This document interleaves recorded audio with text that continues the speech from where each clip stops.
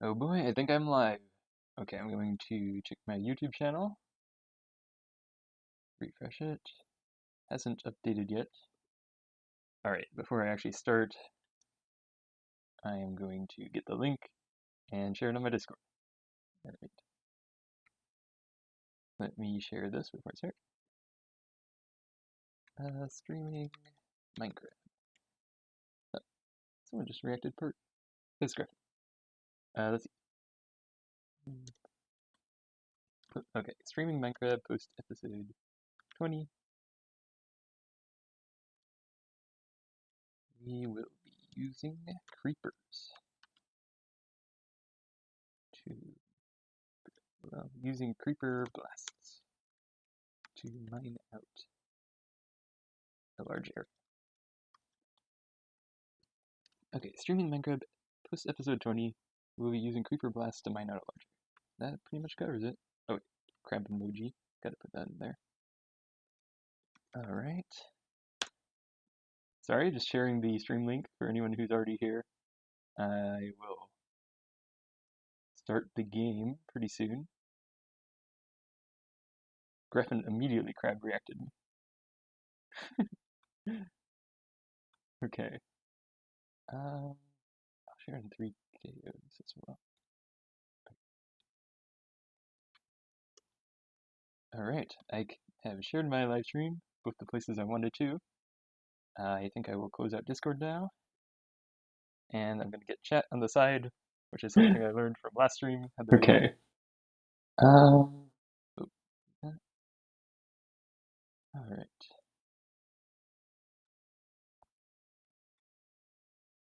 So I don't have to keep switching back between chat and the game. That was kind of a mess. Alright, I've got chat on the side of the screen, so I can see if anyone chats. Hello, you're the first to chat.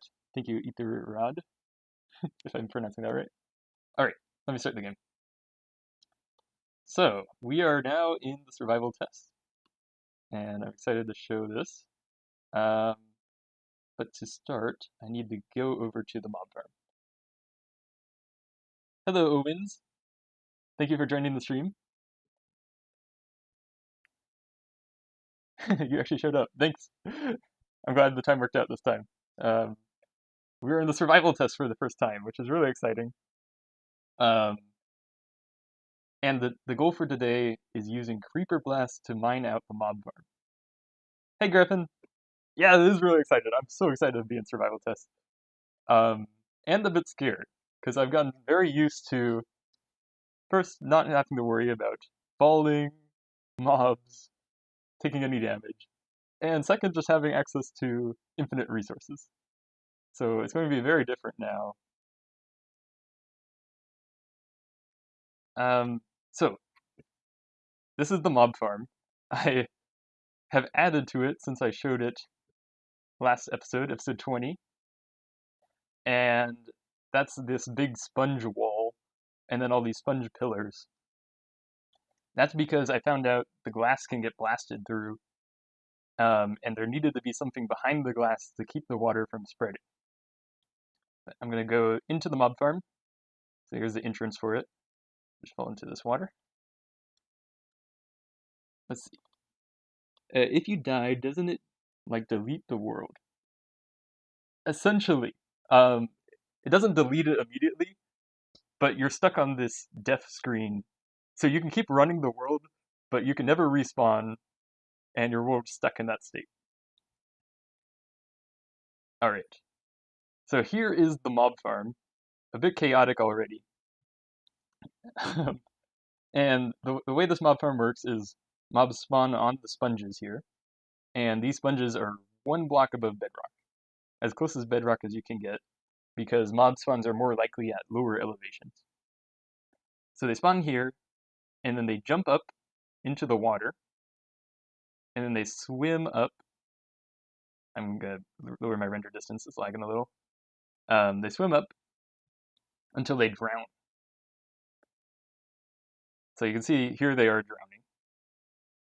We got creepers and zombies. And when they drown, they die. And The two useful products you get from killing mobs in this are brown mushrooms, which drop from pigs, and arrows, which drop from skeletons. So if I wait for some of these skeletons to die here, you can see my arrow count is at 28 right now. I can pick up the arrows they drop, and I can quickly get lots of arrows here. Look at all of them dropping down from the dead skeletons. Max arrows we can get are 99. Let me move my game a little so I can see chat a little more. Let's see. Streaming survival is bold. Matt died playing in dev and lost like a whole stream of progress. Unfortunately, that could happen. Yes. It might be worth backing up somewhere during the stream. If I get a lot of progress and I start getting worried of losing it, we'll see how long the stream goes. Like right now, it wouldn't be a tragedy if I died. But I'll try to be careful. It will help once we get brown mushrooms because they give you extra help. Do you design it? Yes, I did design this. I went through a lot of different designs, and this one, which seems pretty simple, worked the best from what I found. I tried designs where the player was actually killing them, and the problem is that creepers always die when they, they always explode when they die in this version. So that will destroy any setup you have around where the creeper died. This one works great because when the creeper dies, they will be just in the water, so there's nothing they can destroy. They can't destroy the walls of the farm if they're just in water. But I only dug out the start of this mob farm in the last version. So I dug out these walls here. The surrounding walls, I dug out the bottom 10 layers, and some of the top as well. And that's because I can use Creeper Blast to clear out all the rest of the area, which will actually save a lot of time. I'm not just doing that because I thought it would be fun to mine with creepers. It will generally save me a lot of time to have them do the explosions.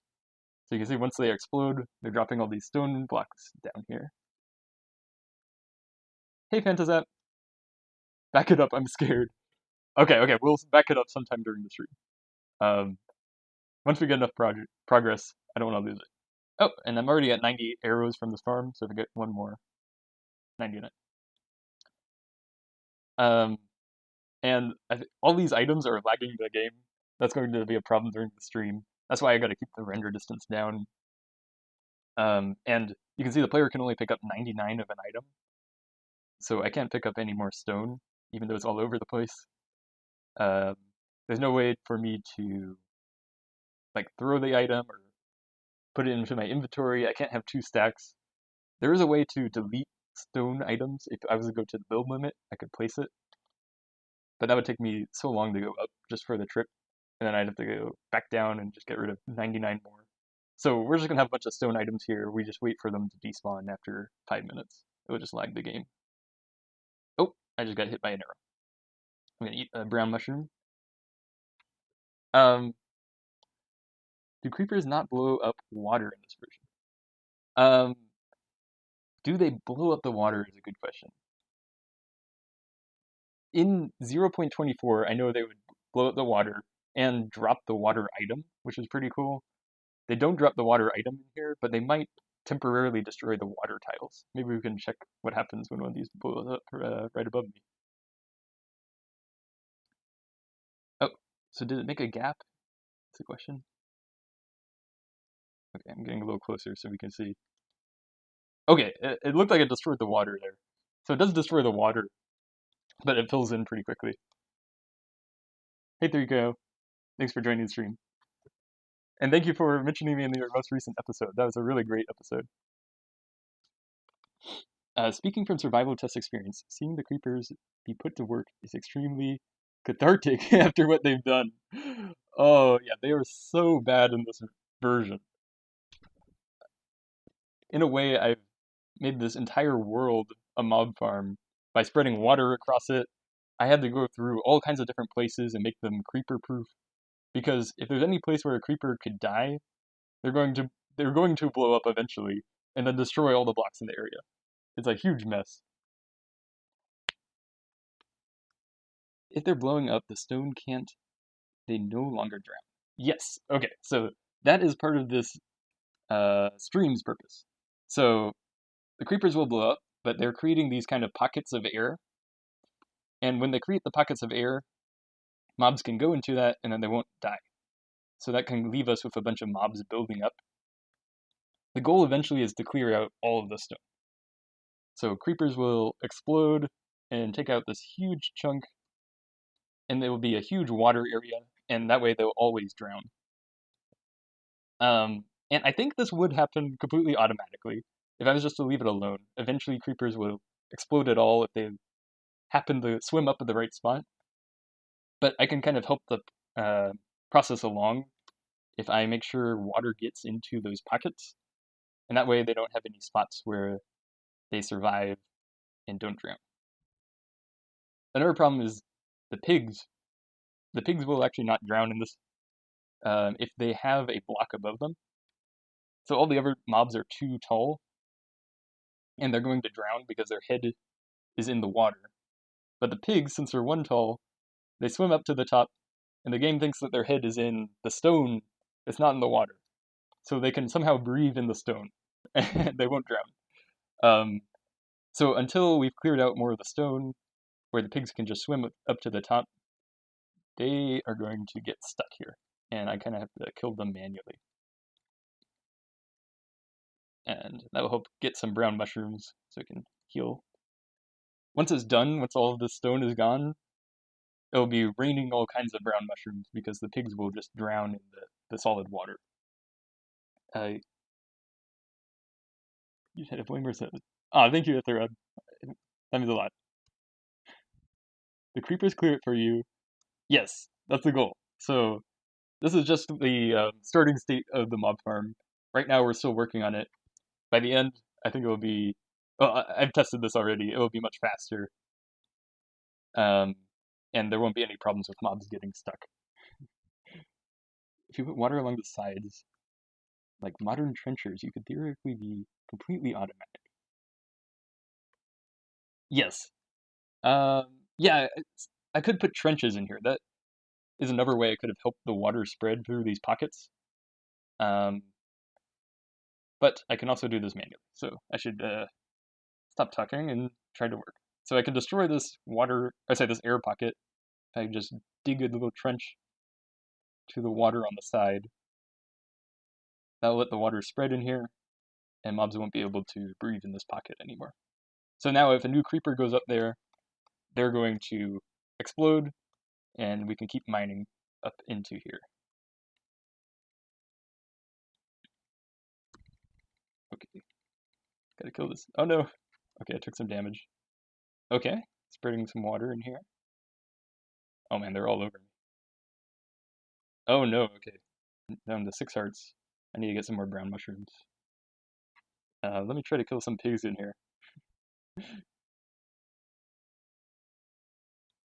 Is water on the walls to fill it in as the stone recedes? Yes. Yeah, so as the gaps form on the edges, the water will be able to spread in. So like there should be no air pocket here because the water had spread it in, except for this spot. Looks like one block of stone is holding it back, so we can keep the water there.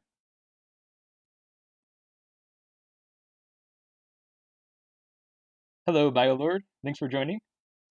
So water on the side. Do mobs despawn at some distance? Yes. In this version, if they are over 32 blocks away, which I think is the same as modern Minecraft, it's kind of funny that that hasn't changed at all in so long.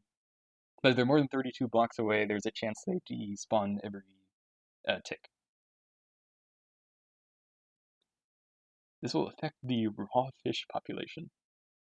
I think it'll be a while till we get raw fish. Okay, I really got to kill some more pigs before I die here.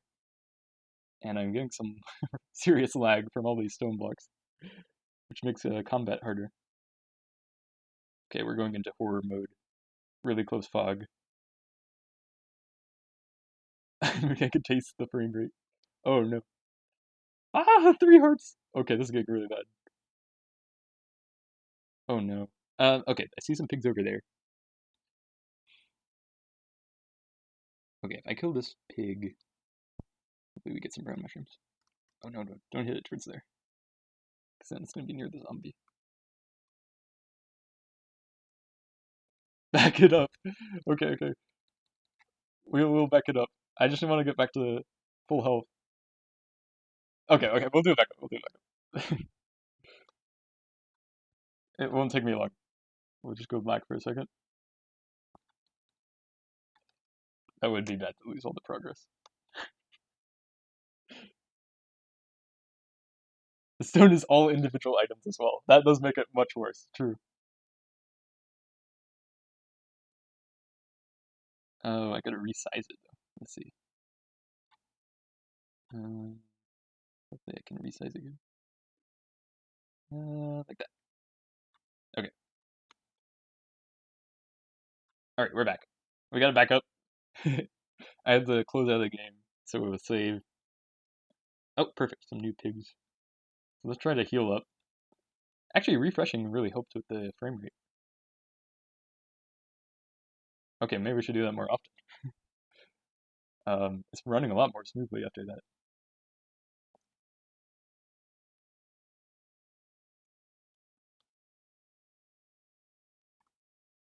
And move my window a little. Okay. Survival test is so funny compared to the rest of the game. No other era plays remotely like it. That's true. Like, it's a completely different type of game. It doesn't feel like a sandbox. It's more like, I guess, actual survival, you know? You really got to stay alive or else you lose your world.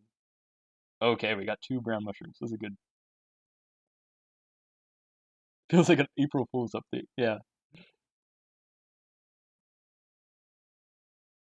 All right. So we're making progress. You can see we've already removed quite a lot of stone with all these creeper blasts. There's a huge air pocket here, though. See, the mobs aren't dying at this spot. So let me try to spread some water into there. Yeah, it is fun how you. Uh-oh, oh no. Oh no, no, no, no. Oh, okay. Whew.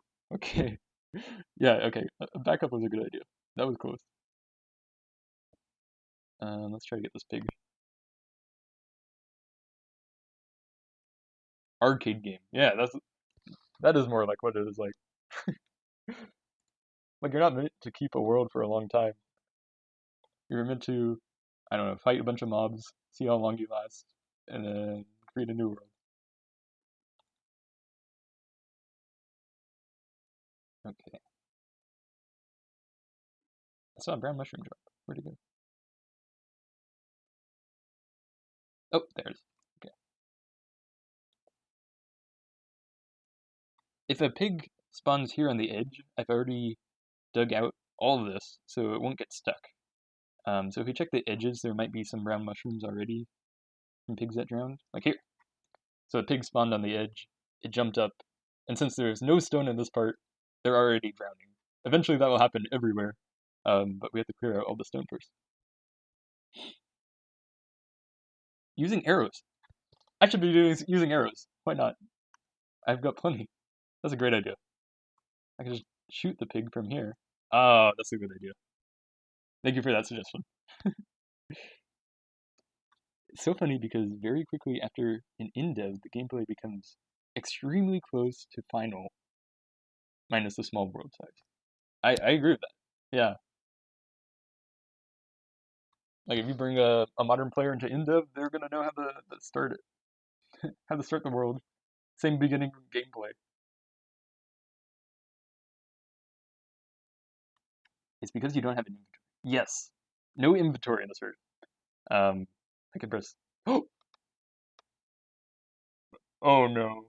Okay. Unfortunately, so I messed up here.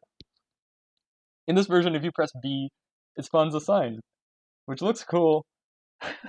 There's a problem though, and the problem is you cannot update a world with a sign. Like pressing B, I just spawned the sign. Uh, and now there's no way I can update this to later versions because the sign will crash the game. RIP. Yeah. It's a sign. Exciting, except This is one of the things that makes this version dangerous is actually if you spawn a sign, you have to restart your world. So good thing we made that backup. I was trying to open my inventory, or like pretend to open my inventory. B used to do that. I'm going to delete that and go back to the backup we made. Thank you for forcing me to make a backup. Because otherwise we would have just started all the way back. Just brick to your game, yep.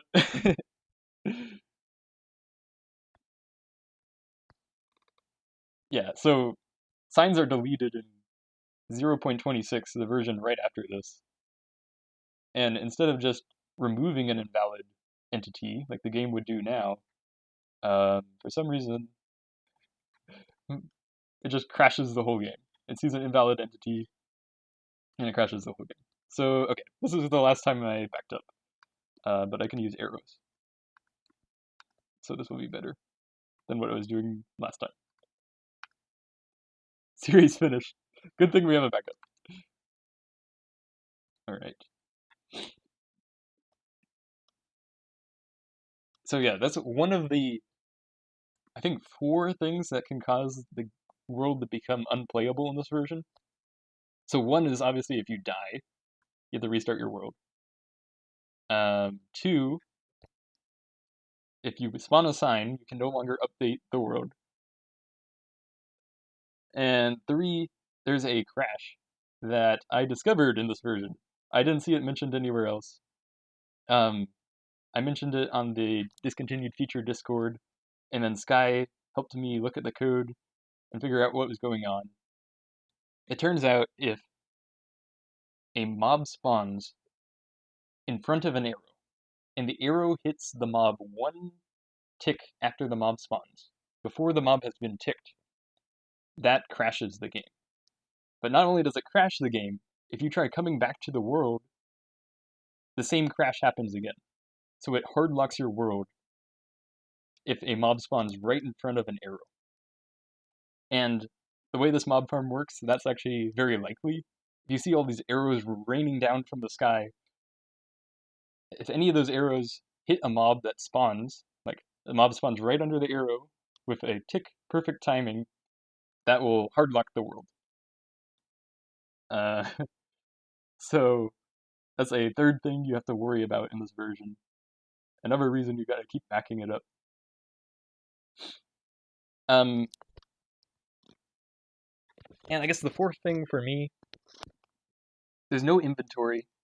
But what's exciting is these items are actually the first items that are saved in the world. So the first thing I did when I got into this world was get this gold block. And that's going to be our first item that we ever got in the world. Kind of like I'm keeping all the first blocks that I placed in the world. I'm also going to keep my first item.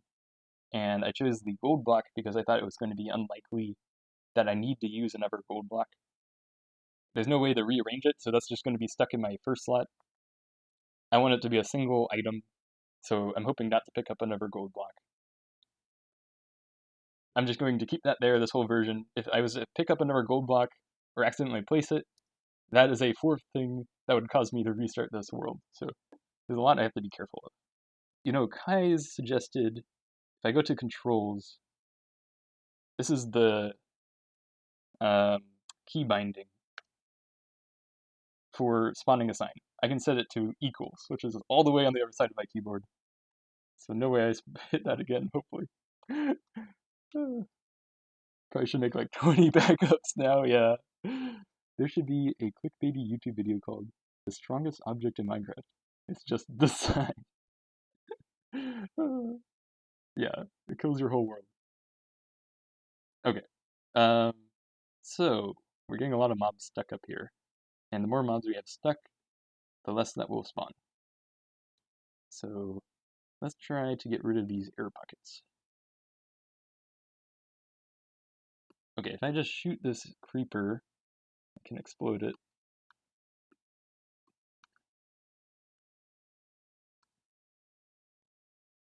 Let me lower the render distance, it's starting to lag more again. Okay, creeper should explode. There we go. And get this over creeper. Will there be any versions you will not update your world to, like the April Fool's snapshots? No, the goal is to get all of the versions, including snapshots and April Fool's versions. Although April Fool's versions are quite a ways away at this point still. Um, okay, one version I didn't update to is Classic 0.24. But the reason is because you can't save your world in 0.24 without using mods. There are mods that let you save in 0.24 survival test, but in vanilla, there's no way to save, so there's no way to update your world through it. So that's a version. Oh, that's been skipped. Use some mushrooms. Oh, I guess it's the skeletons. Oh, we're so close to getting rid of the air pocket. Want to break it? Okay, I just break one stone here. Oh, come on. Nope, nope, nope. Okay.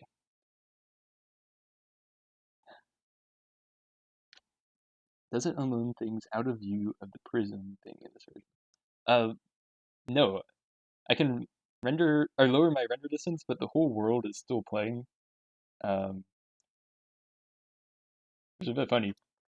Like, even if you're on the complete other side of the world, mobs will be spawning over here. It doesn't care how far away the player is. But they will despawn if you're too far away. Let's get to the release before we worry about April Fools. Exactly. I am a very long way away from releases, unfortunately. I still got to get through InDev, ImpDev, Alpha, Beta, and then in releases. Well, okay, you do get Beta 1.4.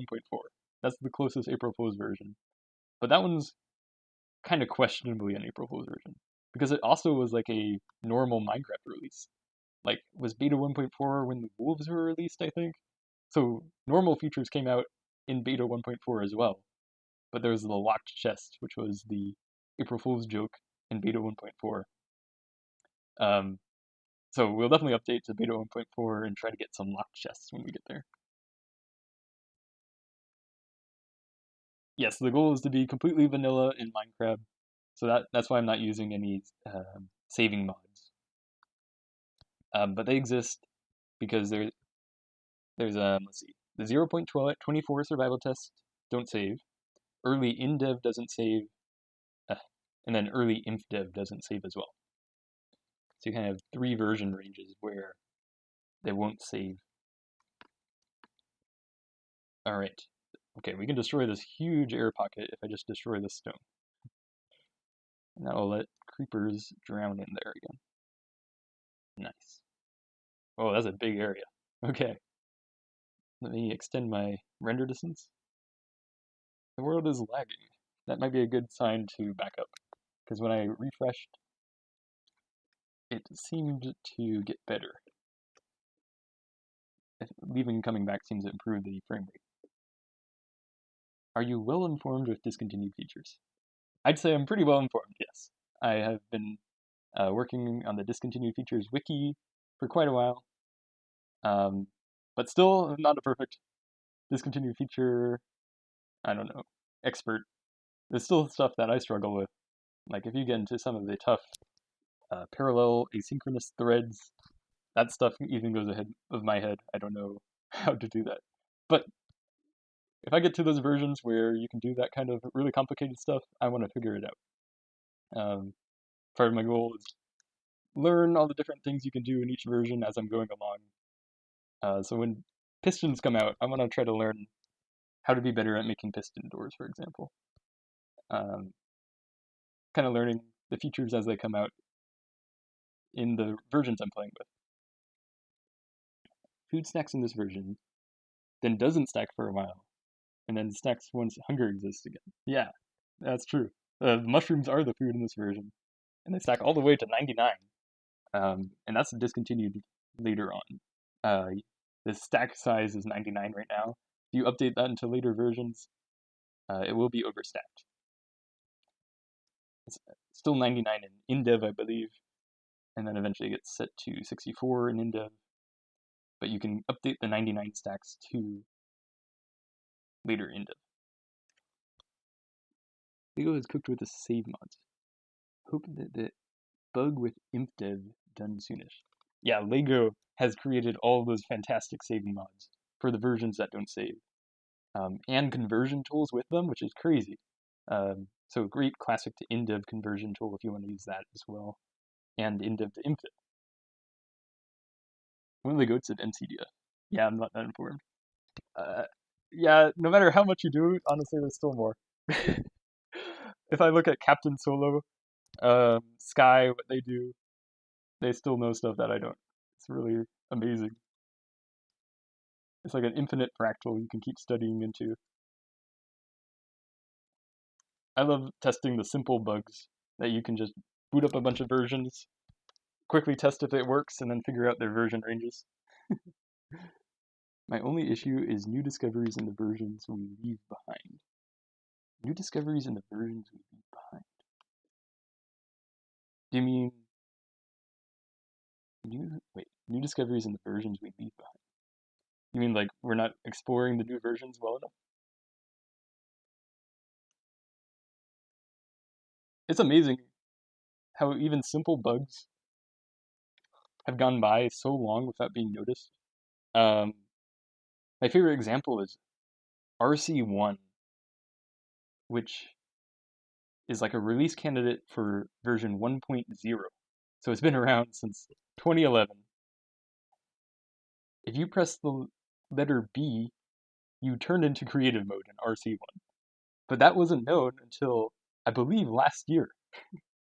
Just last year, we discovered that pressing B in RC1 puts you in creative mode, which is just crazy to me. Like, how did we miss that for so long?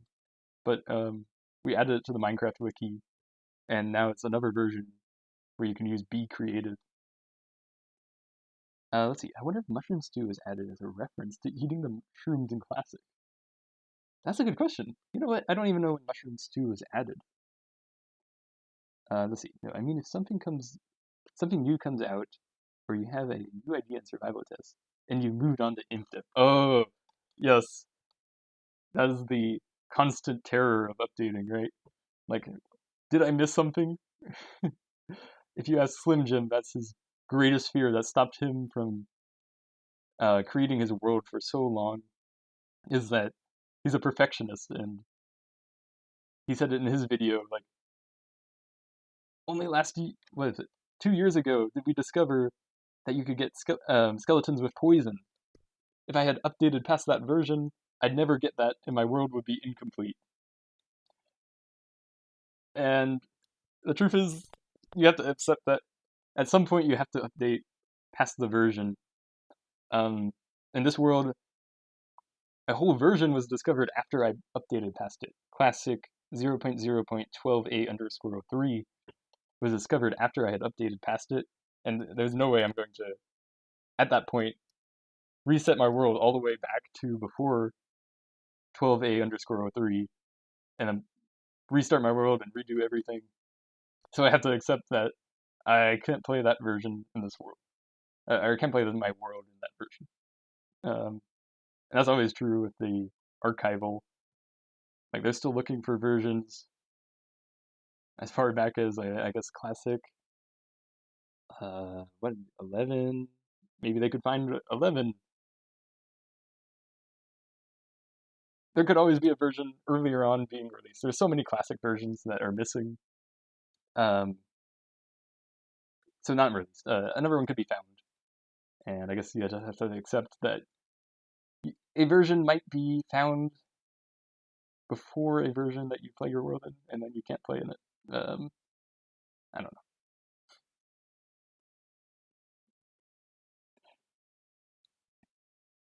Sure, can go back in New World to show it off, but probably can't have it in Polyworld. Yeah,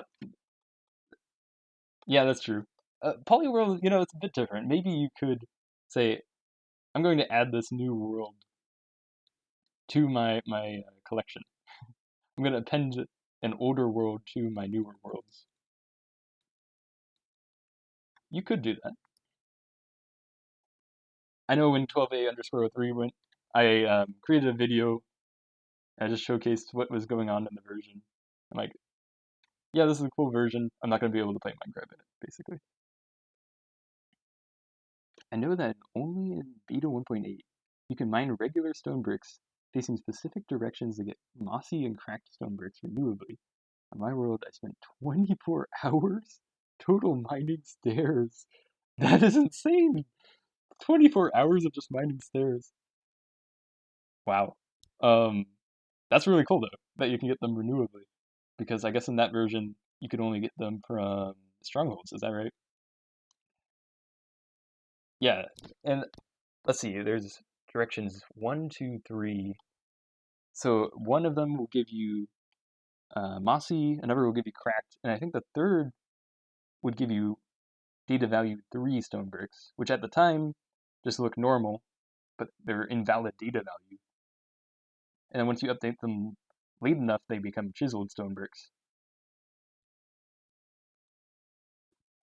Oop, skeleton.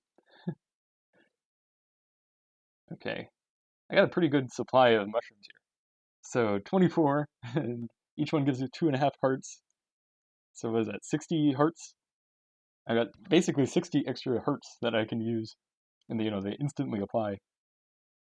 When the time this farm is done, at any point, there should be 99 brown mushrooms on the ground. Like I can always get a restock. It's going to be that fast. That was when I was determining the size of this mob farm. The floor is 100 by 100, and then it extends 10 blocks out in each direction, so the total area is 120 by 120. And I designed that so that hopefully there's always 99 brown mushrooms for me to pick up, and 99 arrows that I can grab as well. Yeah, my world had no strongholds too because I loaded the chunks in beta 1.6 in search of beta rainforest. So it was my only way to get cracked and mossy stone brick until release 1.8. Oh wow. That makes it even more important. Yeah, you couldn't get it otherwise. Well, okay. You could also get it using block transmutation. You could use water transmutation up to 1.2 and arrow transmutation in 1.7, and that can also be used to turn stone bricks into cracked or mossy stone bricks. And that can be used to do almost any other block to any data value, which is pretty fun. There's also alpha leaves that turn into jungle leaves because of their damage value. Yeah, I love that part of old worlds when you update them. The trees have all those like random leaves because they use data values differently. They didn't mean the different types of leaves back then. Um, so it's a clear indication that you've got an old world if you have those trees with all kinds of different leaves on them. Okay, so how is the mining? So you can see this used to be a flat surface. Basically everywhere there's been at least one creeper blast. And as long as we've got this stone on the ground, that's a good sign. That means, at least in the last 5 minutes, some creepers exploded. Oh, like they're there. Getting some mining done. Oh, but those two are not drowning because they're in the air. Uh-oh, I'm starting to lag again. Okay, I think this might be time to leave and come back. I will back up when I do that. Yeah, it seems like after playing the world for a while, it just starts to lag. I noticed that in the last version as well. Um, just over time, it seems to get worse. Alright, going to resize again. I love the random leaves. Yeah, they're really cool.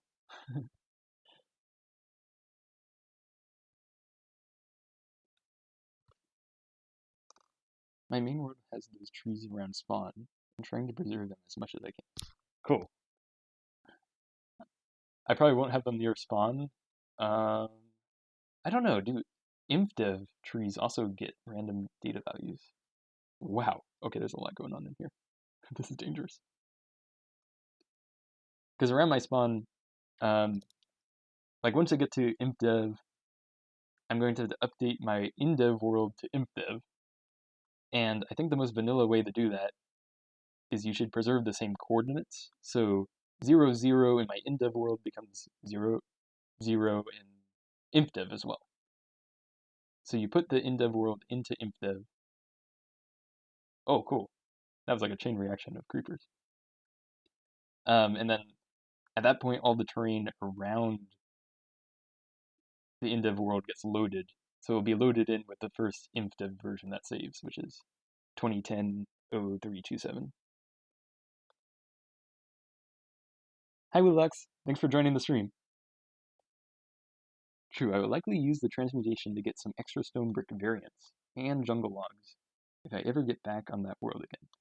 I last played in 2023 on release 1.0, so it still has transmutation. Oh, awesome. Yeah, you can use liquid transmutation in 1.0. It's kind of surprising how long that method worked. Like, when we first discovered it, I think we thought it only worked in beta, but then we tested it and found out it worked all the way to 1.2.3 or 4. It's either 1.2.3 or 1.2.4. Will you get that indev house with all of the blocks in the chests and stuff? I hope so. I don't know yet, which is a bit funny. But that would be huge if we do. And the reason I don't know yet is because it depends on how the conversion works. I'm planning to create my own classic to indev converter, just to make sure I keep it as vanilla as possible, because I'm very picky about that kind of stuff. And I've already coded most of that. I coded all the classic to indev conversion except for I didn't handle arrows or prime TNT because I didn't know how those are saved in indev and classic. So I need to do some more testing with that. But that was a while ago. I haven't touched that converter since then. And depending on how the conversion works, determines if an indev house spawns or not. So I don't know yet. I will find out. If we do get the indev house, that would be amazing because in the chest there are items that we've never gotten in classic, like lava, grass blocks, ores, and there are items that you can't get normally, like lava items, water items. So that would be so fun to play with those. I don't know. I'll definitely show it regardless, but I'm not sure if they spawn during the conversion. I'm hoping they do. Will main world override? Yeah, it's been so long since I tested it. I think if the player position is at 000, an indev house might spawn. So maybe it's my player spawn if it's at 00, an indev house spawns. So my plan would be just go to 000, set my spawn, update from there. And I think that might result in an indev house, but I don't want to swear to that because it's been like years since I tested that. Either way, it doesn't really affect what I'm doing right now. So I will definitely care about it when I get to like late classic creative because that's when I need to start worrying about what do I save in the world before I make that huge update. Right now it wasn't as important because it's like, oh, I'm going to get back into creative mode in two updates. I'm going to go to oh no. Okay, this is the crash I was talking about. So you guys can see it. This is the random crash that can happen if an arrow hits a mob the tick that it spawns. So that's how unlucky we just got. Imagine an arrow falling from one of those skeletons, and at a perfect tick timing, a mob spawns. And the arrow tries hitting that mob before the mob has ticked. And the problem is, the mob has a field called mob, and by default it starts as null. So it tries to get the null value, and then it runs a method on the mob type.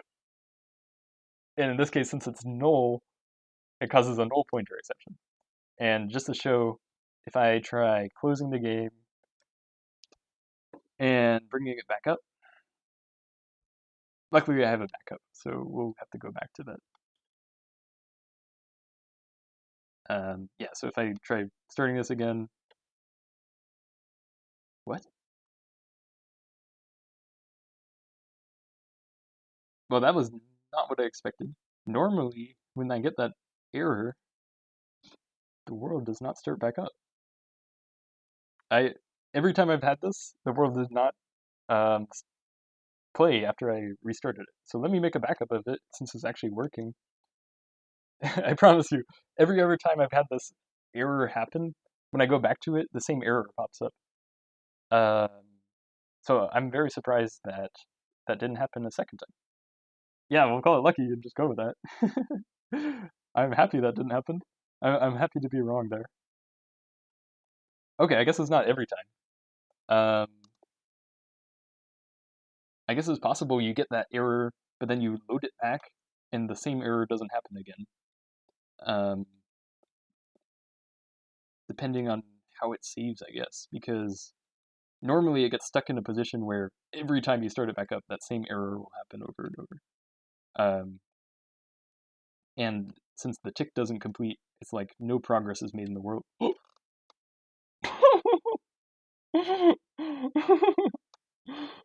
I tried to use the mushroom too late.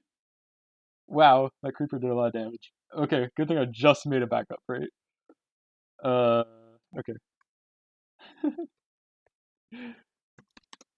Man, there's so much to worry about in this version.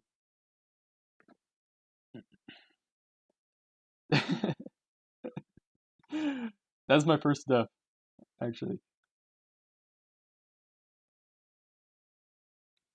And that's why we load up a backup. So if you didn't have a backup there, technically you would have to say the whole world is lost at that point. Unfortunate series of events, yes. Without a backup, you would just say, oh, my whole world is gone. It's like hardcore mode, right?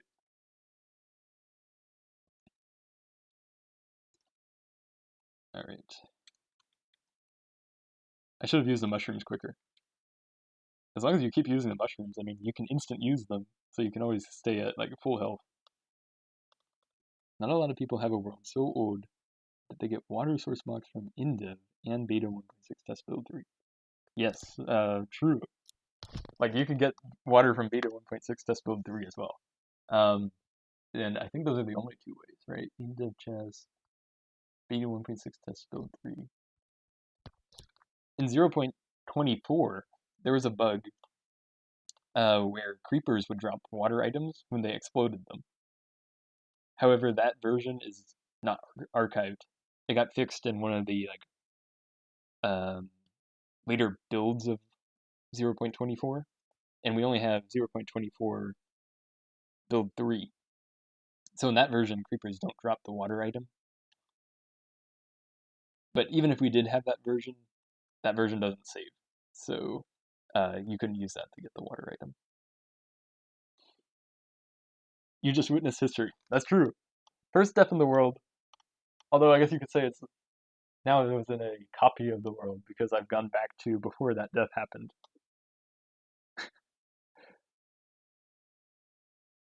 My world doesn't know that I just died. It's kind of like, I don't know, Undertale. I have to reset. I imagine you probably not stay on these survival test versions for very long. Okay, that's the funny thing. I am actually planning to stay on these versions for very long. I'm not exactly sure how long. You missed the first death? Yeah, my first death in this version just happened. If you go back a little, it was technically in a copy of the world. Let me get some more arrows while I'm talking. Because I had to load a backup. So my world doesn't know that I died. There's no respawning, so you can only die once in a world in this version. Wait, doesn't generate structures default to off if you update from earlier versions unless you use an NBT editor? That's true. I think that is specifically Beta 1.8 pre-release. If you update to that version, then structures no longer generate. Um, have I thought that far in advance? Not really. I don't know what I'm going to do when I get there. I guess that I'll think about that problem when I get there. I don't want to MBT edit my world, but I also definitely want structures. So I don't know what to do. I guess I might have to not update my world to that version, which is a shame, but there's a few versions that are like that. They're potentially dangerous, and if you update to them, they like permanently mess up your world. So that's one of them. 0.24 is another. 0.24, if it just didn't save, actually, that would be fine. You can load your world, and then it just won't save. But actually tries to save a little. It writes basically an empty file, almost empty, over your existing world save. So if you update to that version, you just lose your world if you don't have a backup. It just writes over it with an empty file, which is far worse than if it just didn't try saving at all. Canonically, you've never died on this world. Exactly. The world completely forgot that happened. Not until ImpDev do I even have the ability to respawn. Once I get that, the world will actually be able to see me die, and I can keep playing. Is there a limit to how many arrows? Yes, that is at 99. I hit that limit earlier, but now I've been using them, so I lost them. Let me pick up some more. I should be able to get to 99. Okay, yeah. Less mobs, I think, are spawning because there's lots of mobs up here, and also mobs cannot spawn inside of item entities in this version. They need no entity to be in the block that they spawn on. So all this stone on the ground is actually taking up the spawning space for a bunch of mobs. But there's no way I can pick it up because I've already got the max amount here.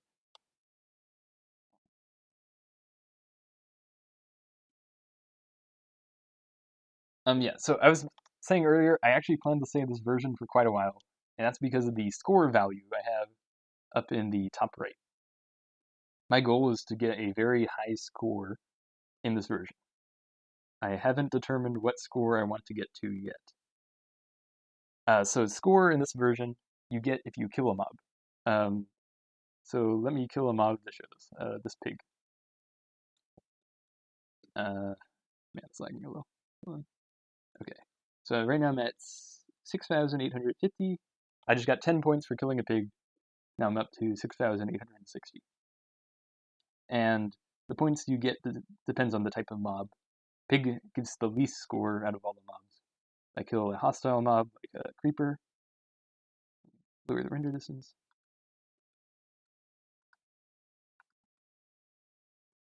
Okay, now I'm all the way up to 7,110. Yeah, score exists as XP now. That's right. It's funny because on the def screen it tells you your score, and that originates from this version, or the survival test. And the score was originally how many mobs you killed. Then the score is removed very shortly after. And from then on, the def screen has this error symbol. I think it's like @ symbol something. And it's just like that for a very long time until they say, let's make it XP. XP gives you your score. But in this version, it's based off mob kills. But how am I going to get a very high mob score if I'm just using a mob farm? Because if a mob just drowns, I don't get score for that. See, that zombie just drowned. I didn't personally kill it, so I don't get any score from it. I found out something while playing this game. I was playing in here, and I was just walking around my world with this mob farm running, and a copy of the world. Let me back up the world while I talk, because it's been a while. And I'm afraid we're going to get that null pointer exception again, or I'm going to die. Or spawn a sign.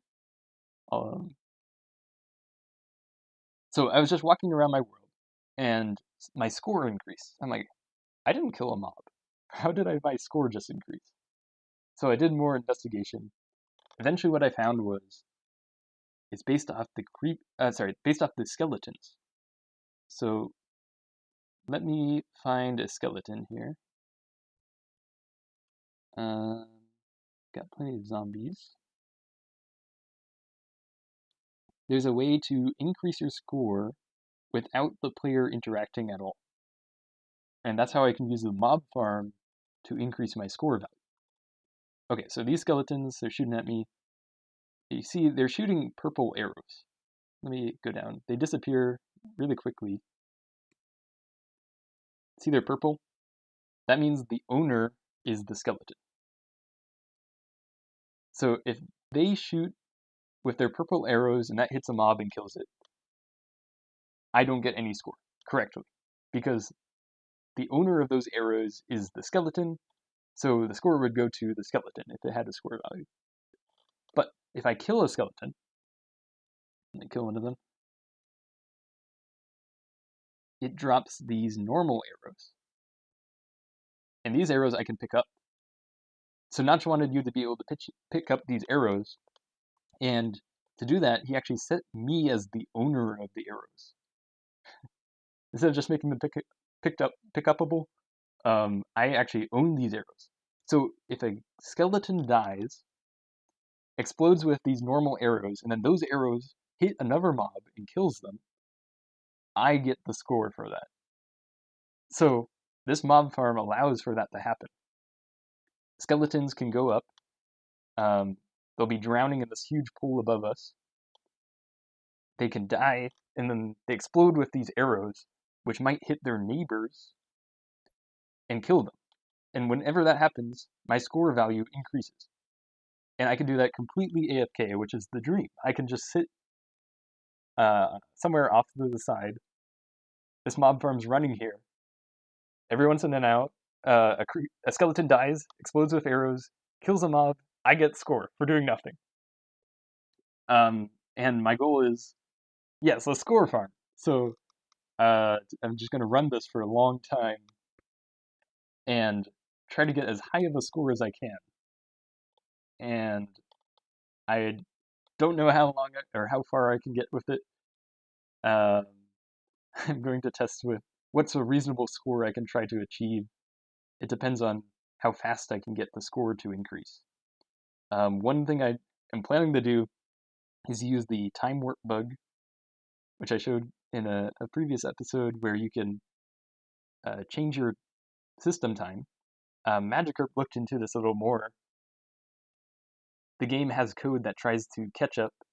Oh, I got 99 arrows. Can't pick it up anymore. Sorry, the game has code that tries to catch up to the current time when you set the time forward. So that makes the game run faster. That doesn't exist in modern Minecraft. It got removed sometime in beta. But you can use that to basically run your world faster. So I can AFK with that time warp bug running and see how quickly the score increases from this rare case where a skeleton explodes with arrows, hits its neighbors, and they die. And I've been testing a lot with that. That was part of the design of this mob farm, is trying to find a design that increases the chances of that happening. And the chances most likely that a skeleton actually hits another skeleton, because they spawn in packs, and they don't take very long until they jump randomly, and that's when they go into the water. So they all kind of go up together, and then they start drowning at the same time. So one of them dies, and it might be right next to another that's at very low health. And you can see the arrows spill out, and there's a good chance it might hit one of the other skeletons in the pack, and then give me score. So yeah, that's a part of my plan for this version. But I want to run it for a long time, see. I really want to get the highest score of any player who's ever played in a survival test, if possible. I don't even know what that is. I might ask around an Omni archive if they know what the highest score that's ever been achieved in survival tests.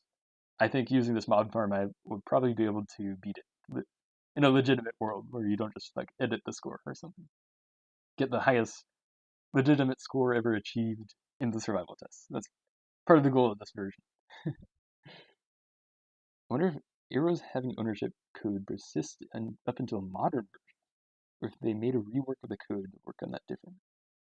That's a good question. That's one of the few things I didn't work on my in-dev converter. I should have tested how arrows saved. So I don't know how they save the owner, to be honest. I guess they just save a reference to the entity, but it might be very different than they do it in modern Minecraft. I don't know how that will update. The problem is that they only last a minute, right? The normal arrows last a minute, and the purple arrows last much shorter than that, like 1 second basically. Um, After they land, so you have to do updates pretty quickly if you want to keep them, I think. Not in Bedrock, that's for sure. I tried making a skeleton shoot a TNT to kill creepers. No music disc. Ah, yeah, if it did the ownership correctly, then the skeleton actually lit the TNT, and so the TNT should be owned by the skeleton. And if that kills a creeper, you'd think it'd give a music disc. For beta 1.9 pre-release 2, the score of the death screen was always at E0. That's it. Thank you for finding that. Yeah, it was that for so all all the way from like end of to beta 1.9 pre-release 1. It was at E0. It was broken for all that time, but then they replaced it with XP. At E was broken code. Attempt to make the score text be yellow. Oh, that's it, right. And the 0 is just the score 0. So basically it's meant to say a yellow 0. That makes sense because the score up here is yellow right now, and I think it's on the dev screen as well. It's just funny he left, or like Notch left that broken for so long.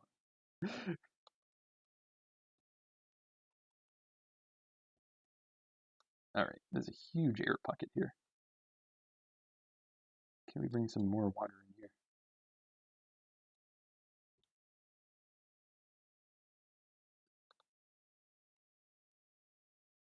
There we go.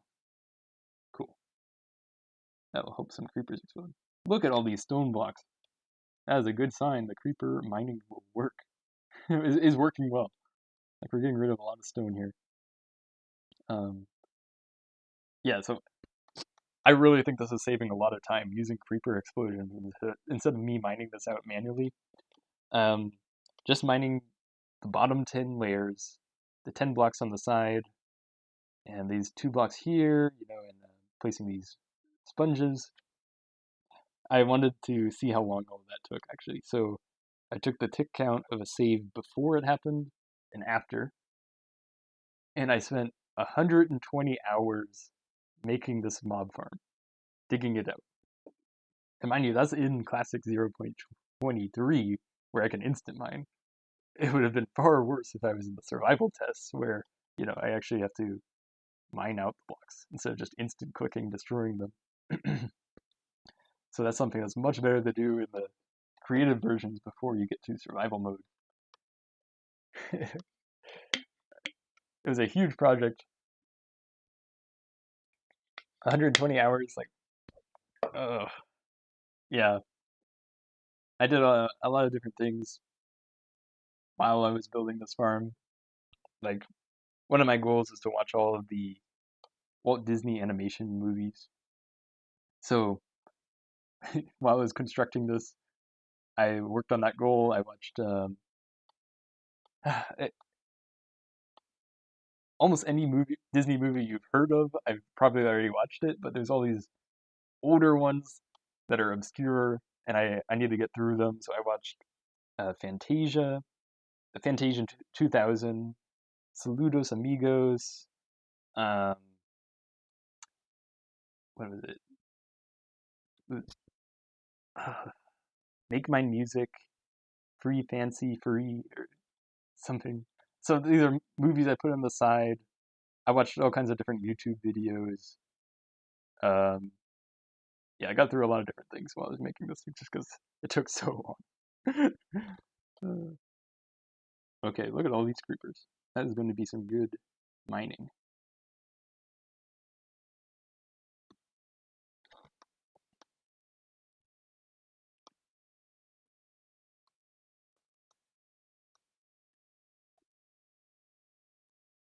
Okay, it's starting to lag. I think this is a good point to leave and come back.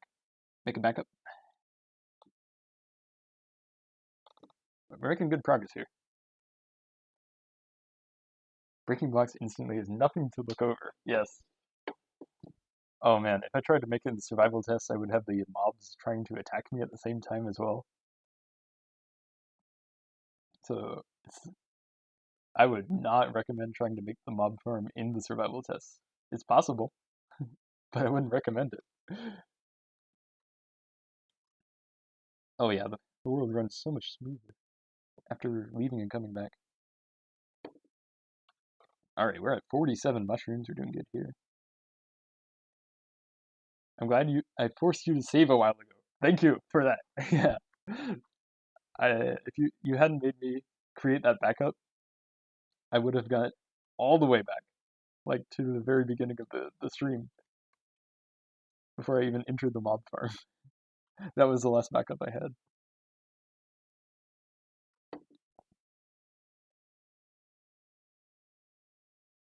It's always a good idea to make more backups. I had 45 different backups from the last version. There. So that's what I'm hoping for once we've cleared out the stone. See how they kind of just go up and then drown. They don't even hit a stone ceiling once we get rid of it. Yeah, look at all these stone blocks I would have had to mine out manually.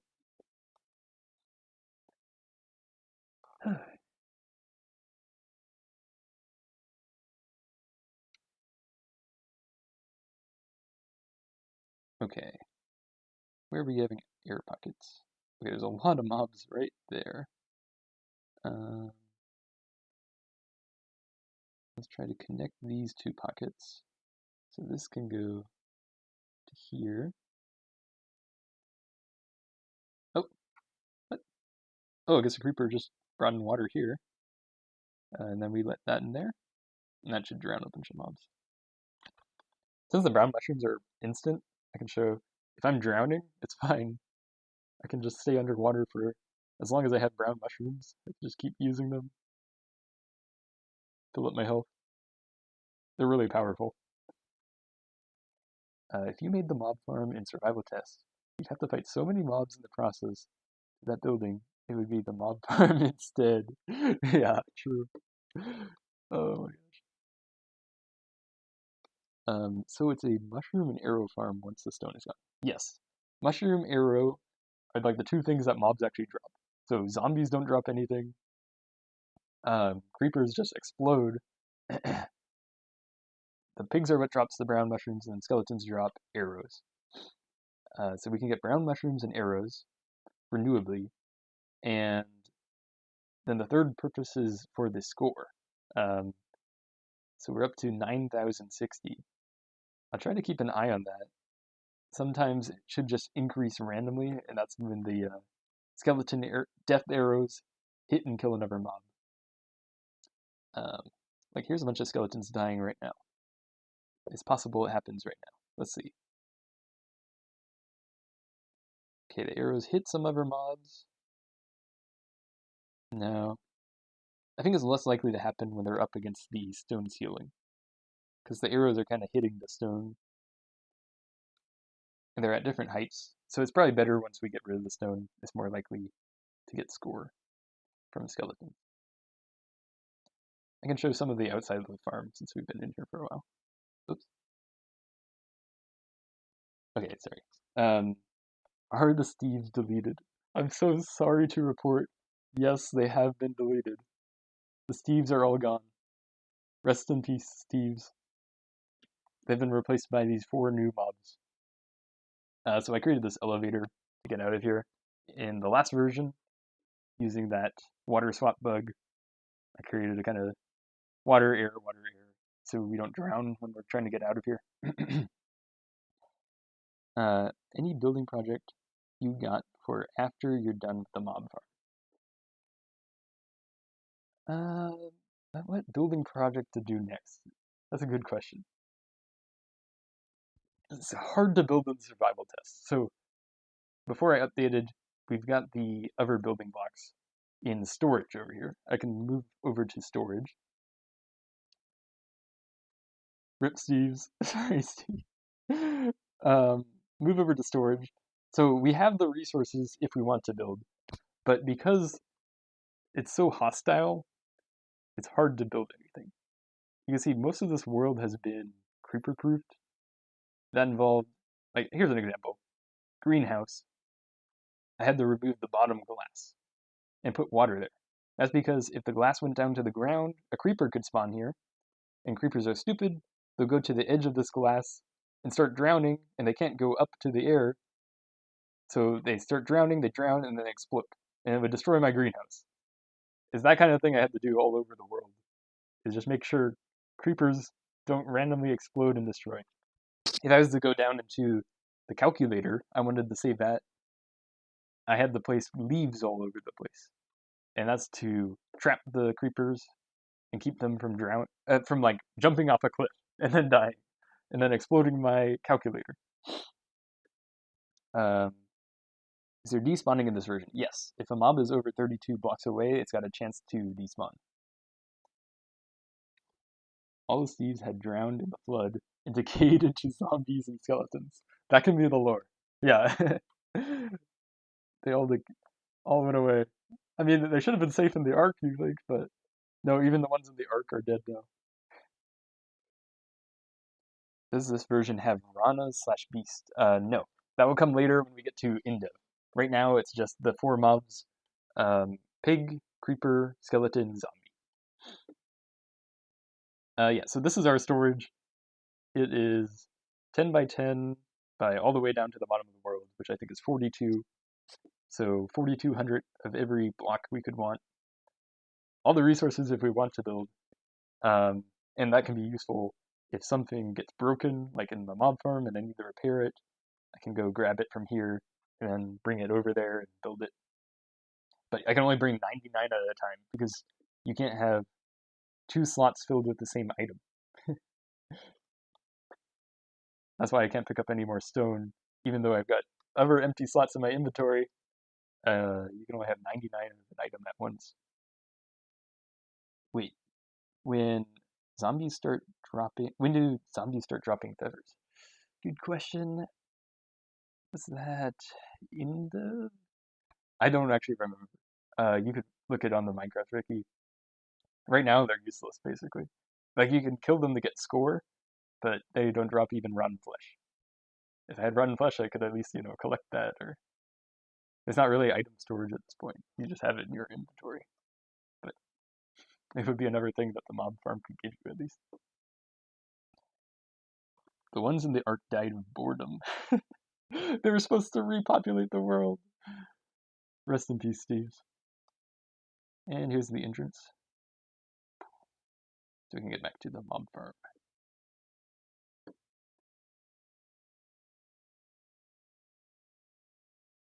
And this might be a good time to back up, just in case I get that null pointer exception again, or die. So let me back up so we don't lose too much progress.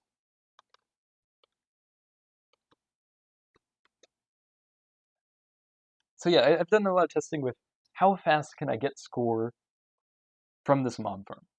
That just random score that you get from skeletons when they die. They give you arrows that you own, and then if they kill another mob, you get the score. So did lots of testing, and using the speed up, I think I might be able to get around 4 million score per day.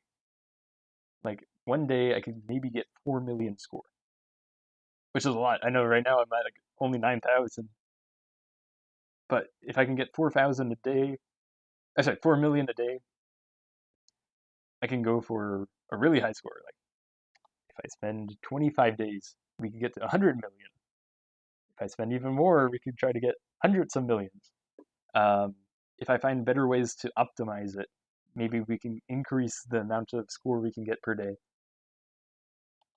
An amazing goal would be the maximum score possible.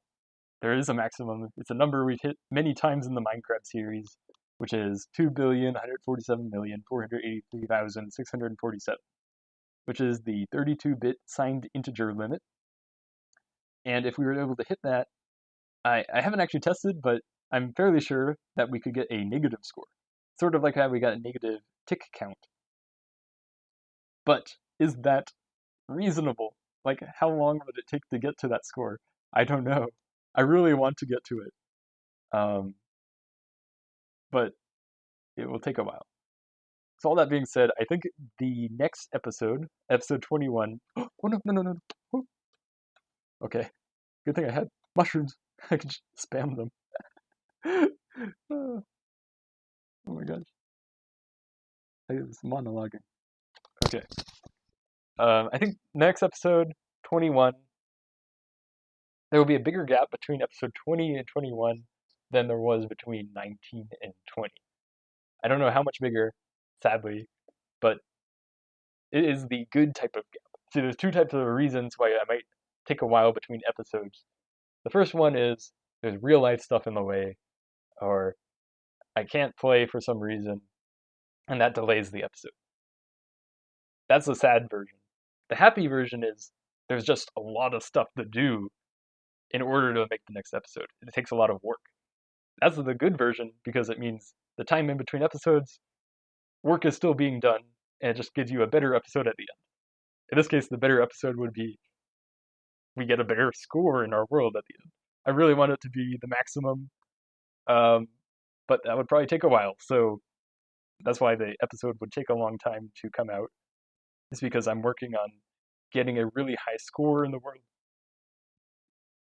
so that, I don't know, hopefully we get the world record for Minecraft. Oh, sorry, I'm really behind on the chat. I want to use alpha to farm tons of feathers in my alpha world. I'd love to do that. Like, um, this mob farm is good for survival tests. It's not going to be good for alpha, so that's another farm I would like to design. Um, in fact, this mob farm was designed to go right on top of where the old Steve farm went. I can show that, and that's because this thing is so big. I had to put it where something else was, right? Um, and by the Steve mob farm, I've left it mostly empty in preparation for this updated mob farm. So the only thing I had to replace was the Steve mob farm, and this version removes Steve's, so the Steve mob farm wasn't useful anymore. We've kind of upgraded it from farming Steve's to farming the survival test mobs. So here's where the Steve farm was. It really was just a funnel, was all it was. So the Steves would walk down here, come into the middle, and then they got trapped, and I could show them and use them. I could pipe them somewhere else if I wanted to use the Steves for something else.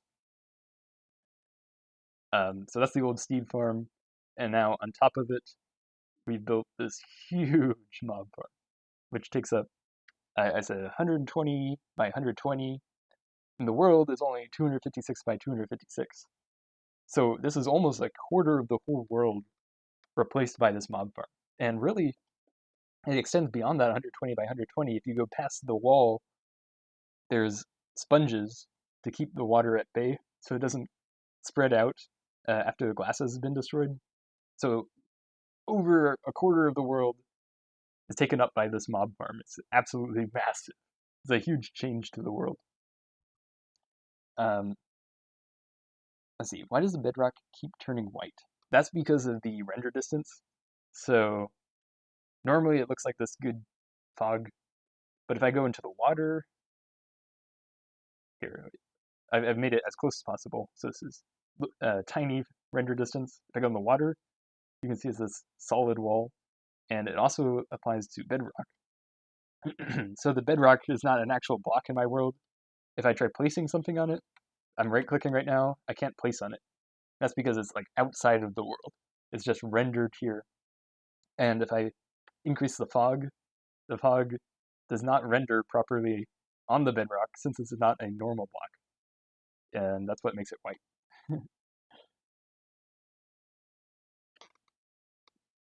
Oh, see ya, Etherod. Sorry, I'm kind of behind on the chats. I'm trying to catch up here. There was a screen tear there for a second. Bizarre. Um, that might just be my internet connection. I didn't see it myself, or I could have blinked at the wrong time. I don't know. They start dropping feather in India. Thank you for finding that build 6. I forgot exactly when. Into 0.31 2010 0202. A day straight or a reasonable day?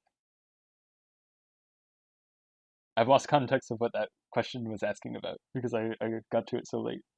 A day straight or a reasonable day? I think you're talking about when I was talking about AFKing to increase the score, and it takes real life days to get the score. So I was talking about 4 million a day. That is 4 million from AFKing for a full day in game. So that was a score I was able to get. Once the stone's all cleared out, I get the score better from just the skeleton death method. Um, can you still eat food at full health insertion? Yeah, you can. I can show that. I can just waste the mushrooms as much as I want. Doesn't do anything. I wish it would give you like a health boost, increase your health even higher, you know? If so, I'd build up a huge health and I'd never die. Farming Steves to farming dead Steves and evil moss plants. Evil moss plants, yeah. Yeah, this is the famous version where, or the famous update where Notch messed up the direction of pigs. You can see they're one of the first mobs added and made them vertical, and that gave us the creeper. And the creeper texture is actually based off leaves. Um, so, yeah, it's like a moss creature.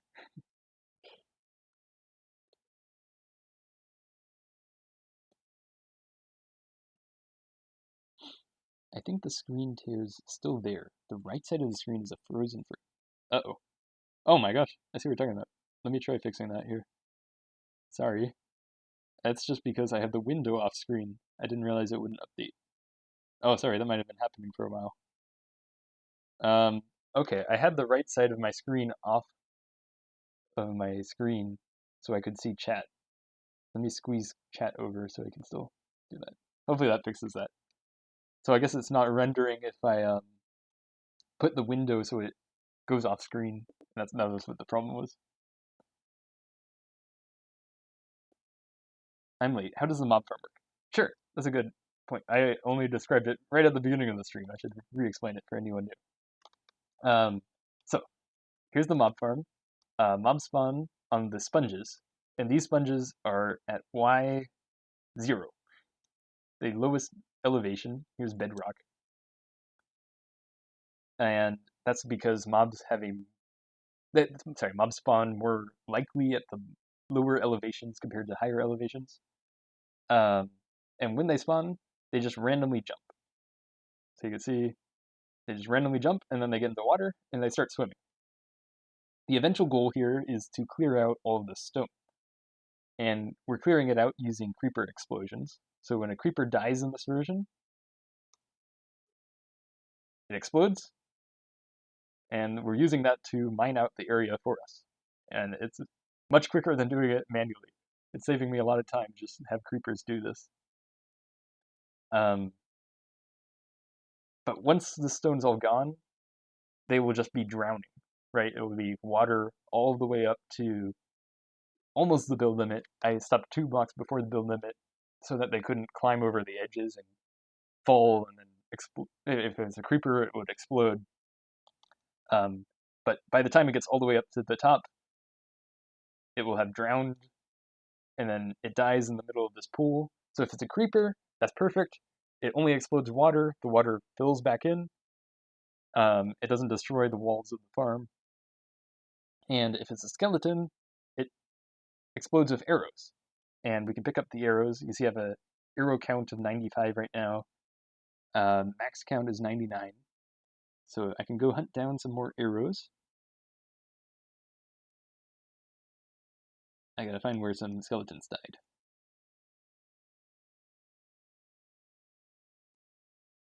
Not seeing many arrows right now.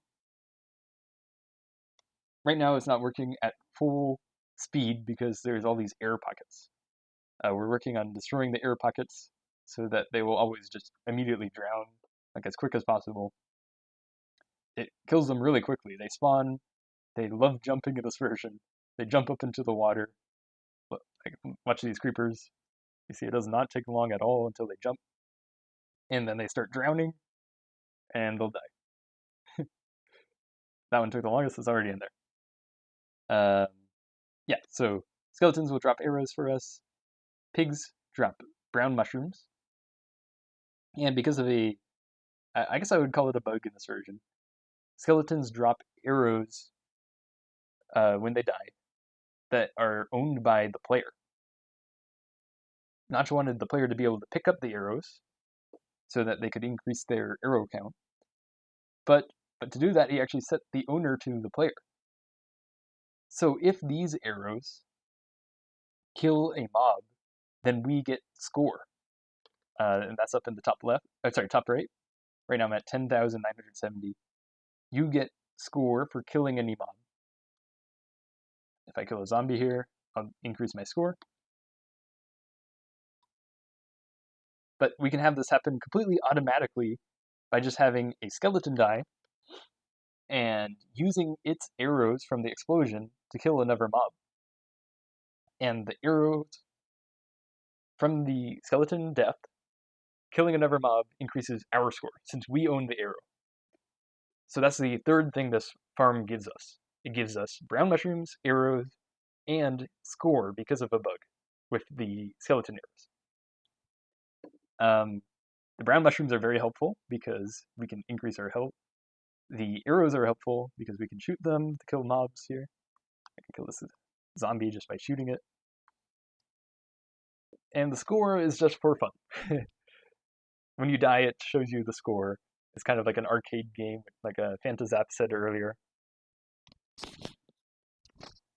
And one of my goals for the version is to get as high of a score as I can for our world. And I don't know how high that will be yet. I'd really love to go for the maximum score possible, which is at 2 billion. But will that be accomplishable in a reasonable amount of time is the question.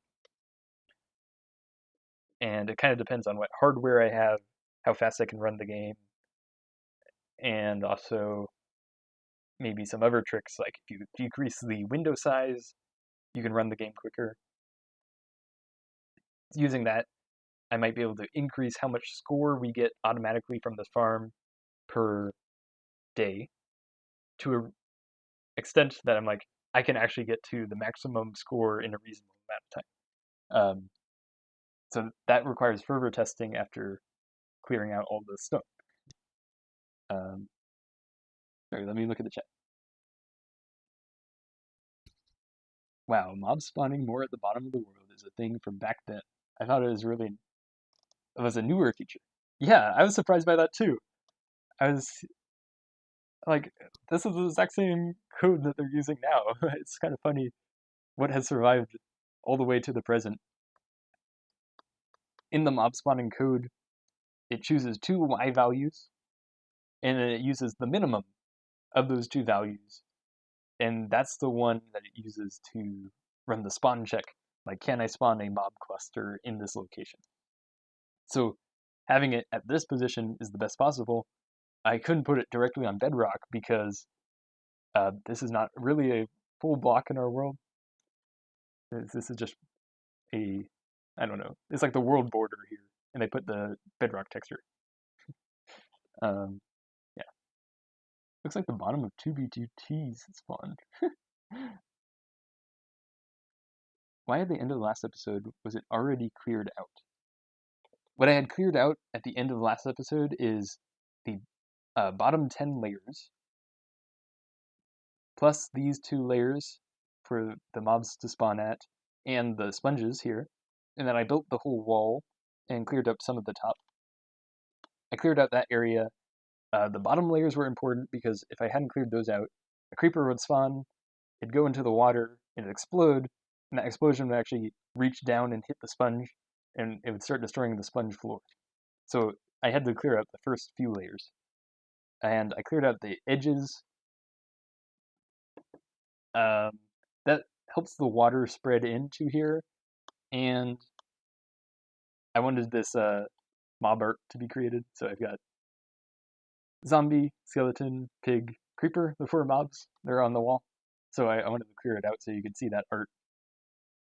And then I cleared up the top as well because I wasn't sure if the creepers would destroy all of that. I think they would have actually now. Um, but I hope the creepers a little of that.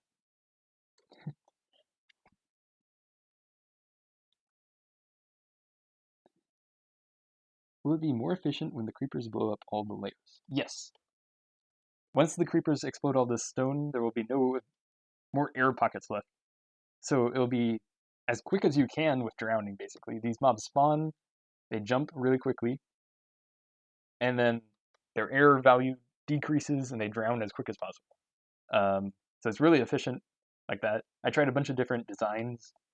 Some of them had the mobs like funneled to the middle before they go into the water, but that's just not as fast as this one where they just jump up straight into the water, start dying really quickly. So it's a very efficient farm.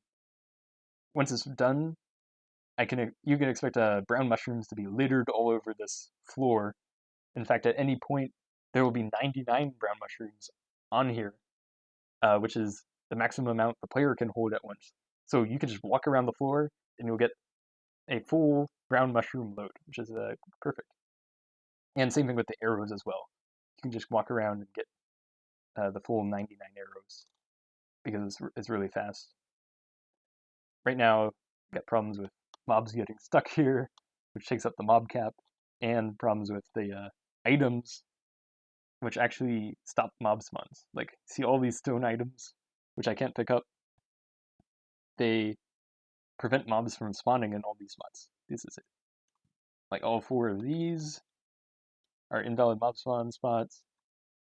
This takes up mob spawning spots. So it's decreasing the efficiency of the mob farm while we're clearing out all the stone, for sure. Sorry, let me move back to the chat. Game was so poorly optimized at this point. Absolutely. I'm feeling that with the frame rate. And I should probably leave before another crash happens. Never no pointer exception. Let me leave and come back, create a backup of the world. Where's the sound? I could turn that on. Okay, this is good too because I can resize the window. I had it at a bad size. Let me see. Okay, that looks pretty good. There we go. Now I can see chat again. Let me try turning on the sound. Sure. Alright. I never knew entities blocked other entities from spawning in that position, even back then. Yeah, it's true. In the mob spawning code, it chooses a mob center, and then from that center, it's going to try to spawn 9 mobs, and it chooses random locations around that center. And one of the checks it does is make sure there's not another entity in there. So that's why, even on a flat plane like this, actually, if there's no other entities, sometimes there won't be 9 mobs spawning, because if they try to choose the same location, the second mob will not actually spawn. Game sound is much louder than mic. Oh no! Not that again. Okay, hold on.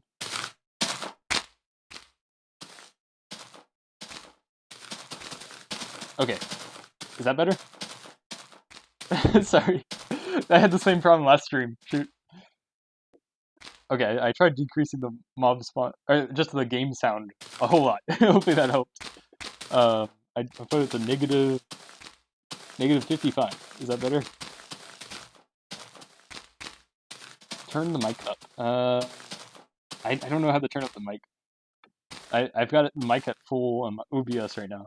I can turn down the mobs even more. Here, we can do negative 85. Turn it down a little more. Okay, got it. Okay, his stepping is loud.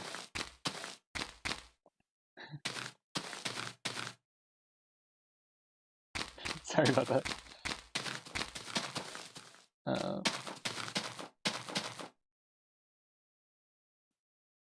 Cool, okay. So Now we're getting into really good territory. You can add a gain modifier on OBS. Okay. Let's see. Properties. Wait. Let me try. Change it. Is that better? Wait. Default. I'll have to mess with it later. I don't know how to do that. Hopefully I'm still audible. I think part of the problem is that the microphone is like down here. Like if I was to hold it really close, this probably sounds more normal. But I don't have something to hold it near my mouth.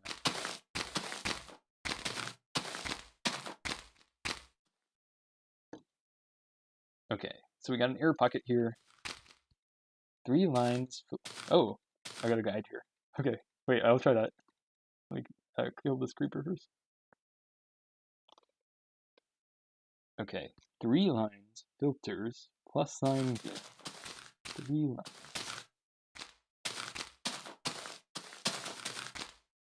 Make sure I don't die here. So, okay, 3 lines. Where are the 3 lines? Audio input capture. Mic active.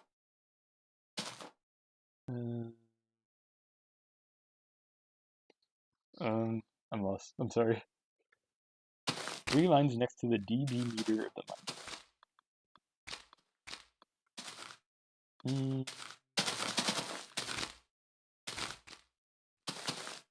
mic. Maybe I need to update OBS. I just saw it said update when I got to here. 3 dots.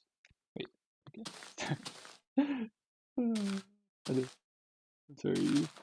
Okay. Properties? No. Options, settings, dots. No, I don't see it. I'll worry about it later. I'm sorry. I don't know. That's something I should probably work on though, because yeah, the audio has been a problem for a while.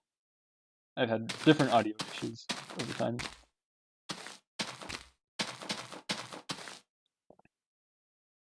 I'm just afraid that I'm not going to be able to figure it out during the live stream, but it's something I'll look at after. Like, you said you're messaging on Discord. Maybe I can talk about it on Discord after the stream. Okay, yeah, I'll look at it later.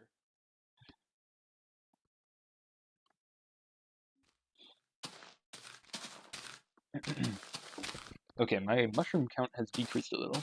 I can use some of these arrows on the pigs.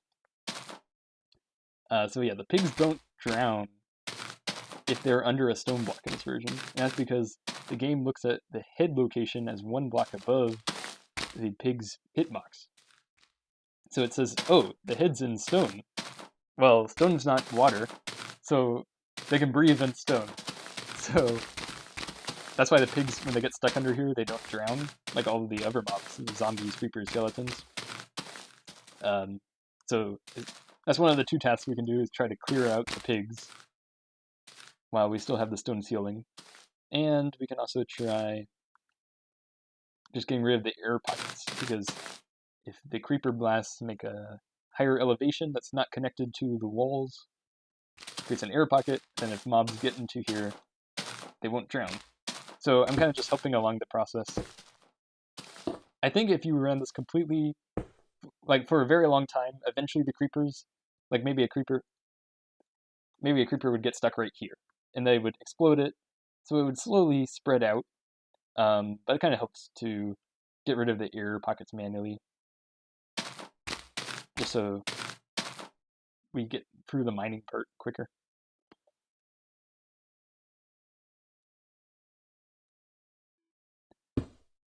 Okay, here we go. Got rid of that pocket. Ooh, look at all that stone. That is what we like to see. Lots of stone means we're clearing out lots of area. Like, that would take a long time to clear up manually.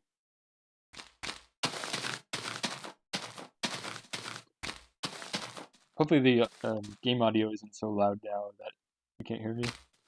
I could decrease it more just to be safe. I'm scared. Okay, negative 88. Now it's really low.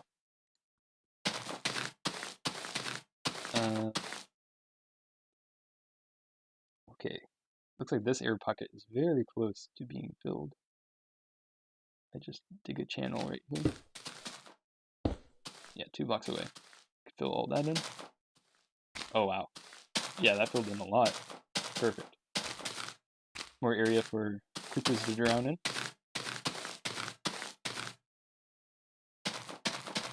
Okay, it's getting laggy. I'm gonna leave and come back. And make a backup while I'm at it. That's our 10th backup.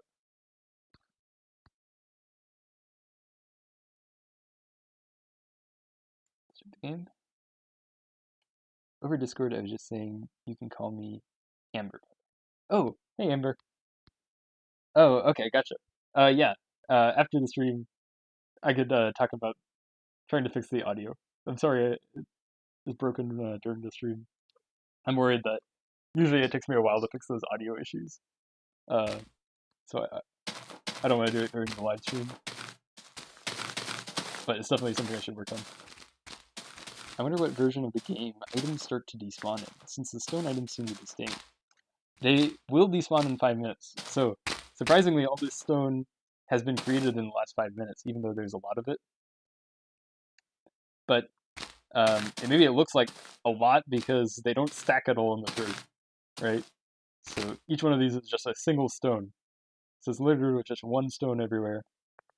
It makes it look like more than if you had the same amount of stone in this version, in like a later version. But yeah, since this is all over the place, it's a good sign that creepers are still mining. They're not all stuck in air pockets, so we're making good progress. When did they remove items bouncing? That's a good question. I really like the items this version. They're like mini icons, right? Like, they definitely don't have the full texture on there. Like, here's a mushroom too. Oh wait, I can't throw a knife in this version. Which is kind of funny. You pick it up. If you want to get rid of it, you have to place it down or eat it. But if you don't want it to be placed in your world, if you go to the build limit and try placing it, that works. It just destroys the item. You can't place it above the build limit. It just is a way to like trash your items because of a bug. All right, this is a pocket where creepers would not drown. Let's try to clear it out. There we go. Now creeper can get to that spot.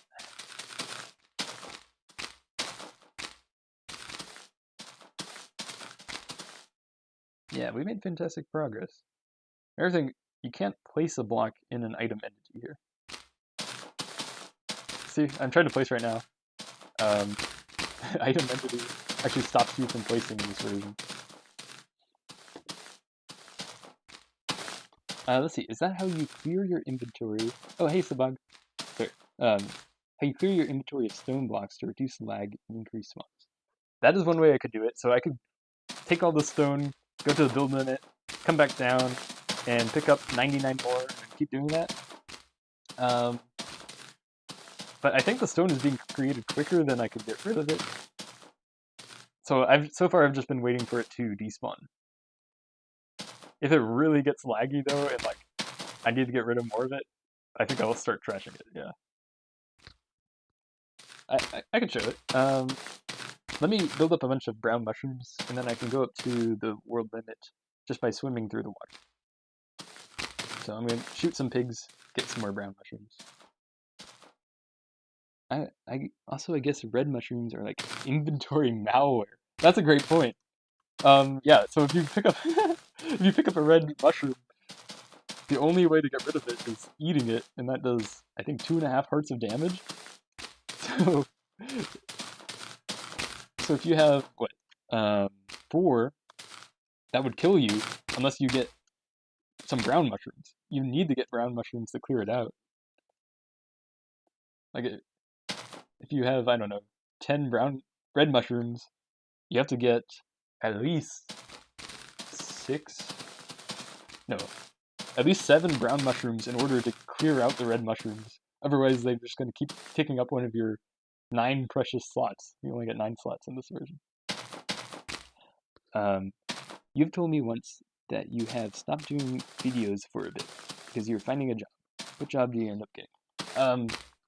I will be working as a software engineer, and that job is going to start tomorrow.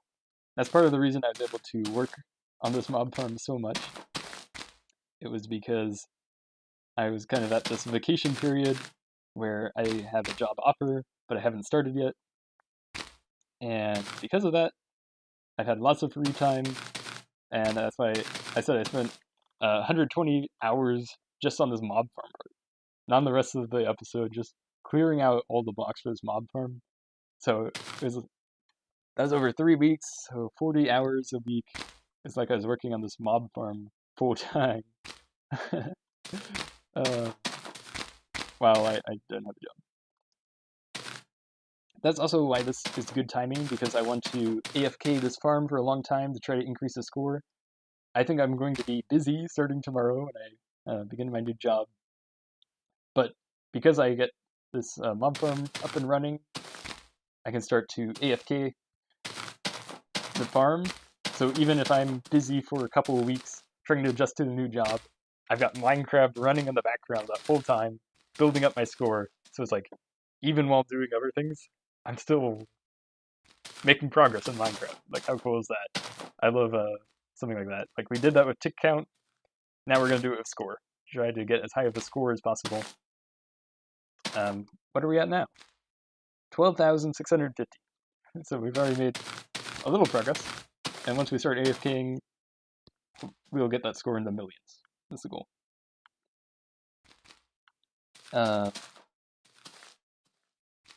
It despawns.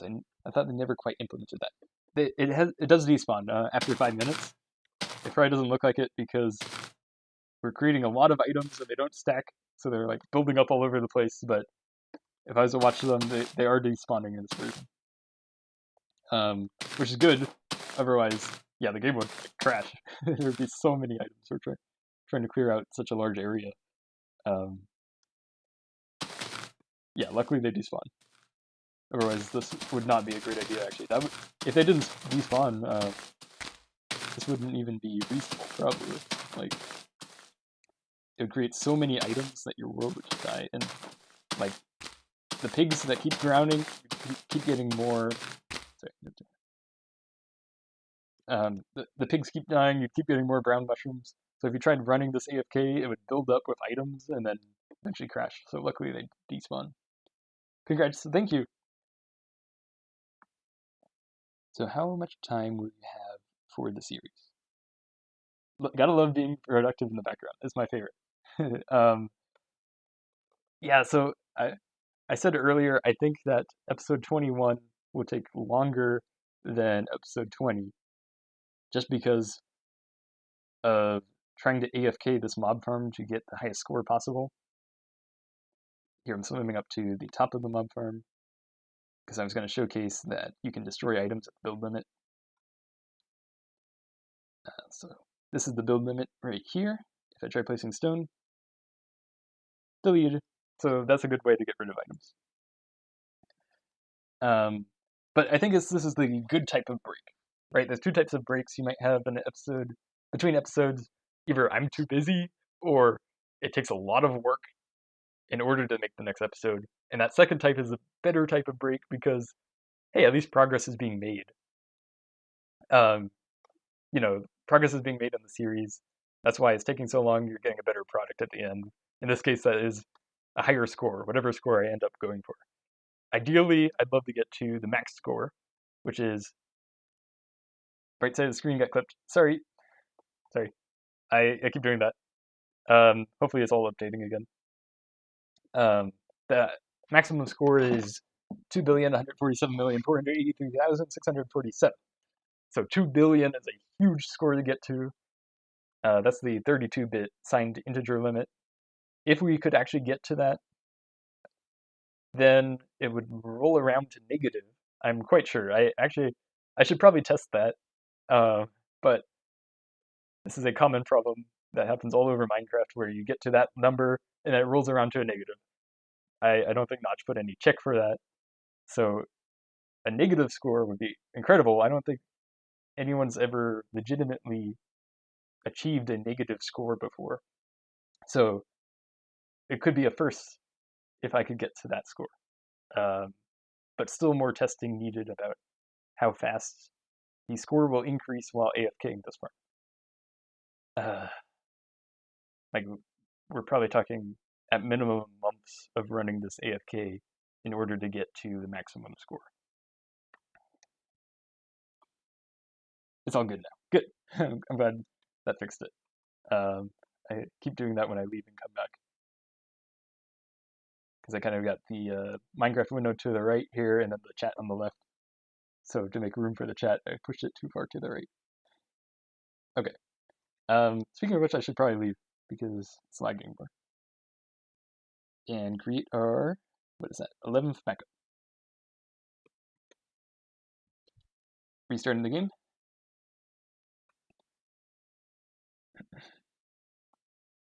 So it's good to create backups because in this version, you can, well, first off, you could die. Second off, I could accidentally spawn a sign, which kills the world. Thanks to Kai's suggestion. Sorry. Kai's suggestion, I have that set to equals. So less likely that I accidentally just hit equals than accidentally hitting B, which I could do when I hit spacebar. And also I kind of am used to pressing B because that used to be the inventory button. But there's other things that can happen wrong. There's a crash when an arrow hits a mob that just spawned. That creates a null pointer exception that hardlocks the world. And that's another reason you have to completely restart and go back to an old backup. Your score is singing, can we get much higher? So high. Yeah, I want to get it really high. If the tick count was an indication, I really liked trying to get to the maximum score possible. So for my testing, I got at least 4 million score a day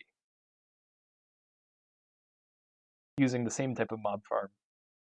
So, if we do that for 25 days, we get 100 million. But if we want to get to the maximum score, that's 2.1 billion. So that's 2,100 million. And I just said we'd get to 100 million about a month. So that's like 21 months. You're talking about 2 years. I don't want to spend 2 years. 2 years is too long, I think. But how much can we optimize it? Ways to improve it, if I can get better hardware, if I can find better ways to just optimize the game by if I decrease the window size, that's one thing I found, that makes the game run faster. And even small improvements in how fast the game runs will add up over time. If we're AFKing it for months, then, a 10% change can mean days saved. Another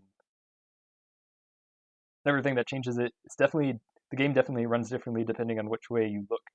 Like if I look this way, see frame rate's pretty bad. Or here, well, there's a bad black spike right when I'm trying to explain that. But it depends on which way you're looking. So I wasn't looking the perfect direction when I was running that 4 million a day test. That's another thing I can try. I can try running at different spots of the world. Yeah, so there's different things I can try to increase that. And once I clear out all the stone, that's something I want to test with and try to get the best score per day that I can. This stream may have integer overflowed from, man, I gotta do a mob farm too. Yeah. Yeah, you should do a mob farm as well. It's lots of fun. Just be warned, if you're doing a mob farm, you really need to prepare your whole world. Like, part of what I did last episode is flood the top 2 layers. That's to stop mob spawns on the surface. and you need to just expect mobs can spawn anywhere across your world where it's not flooded with water or lava if you have lava. So if you have any blocks sticking out, creepers could spawn there, and if the creepers will always find a way to die if they can. So if you have water under an overhang, the creeper will go under there, drown, die, and then explode, because they always explode when they die. It's not when they get near the player in this version. If there's a large cliff, the creeper will go fall off it, then climb back up, and then fall again and kill itself. It will, if you run the world for long enough, the creepers will always find the worst case scenarios and explode your world. Um, so it's very damaging to go through the survival tests where creepers can happen everywhere. I've gone through and creeper proofed a lot of the world.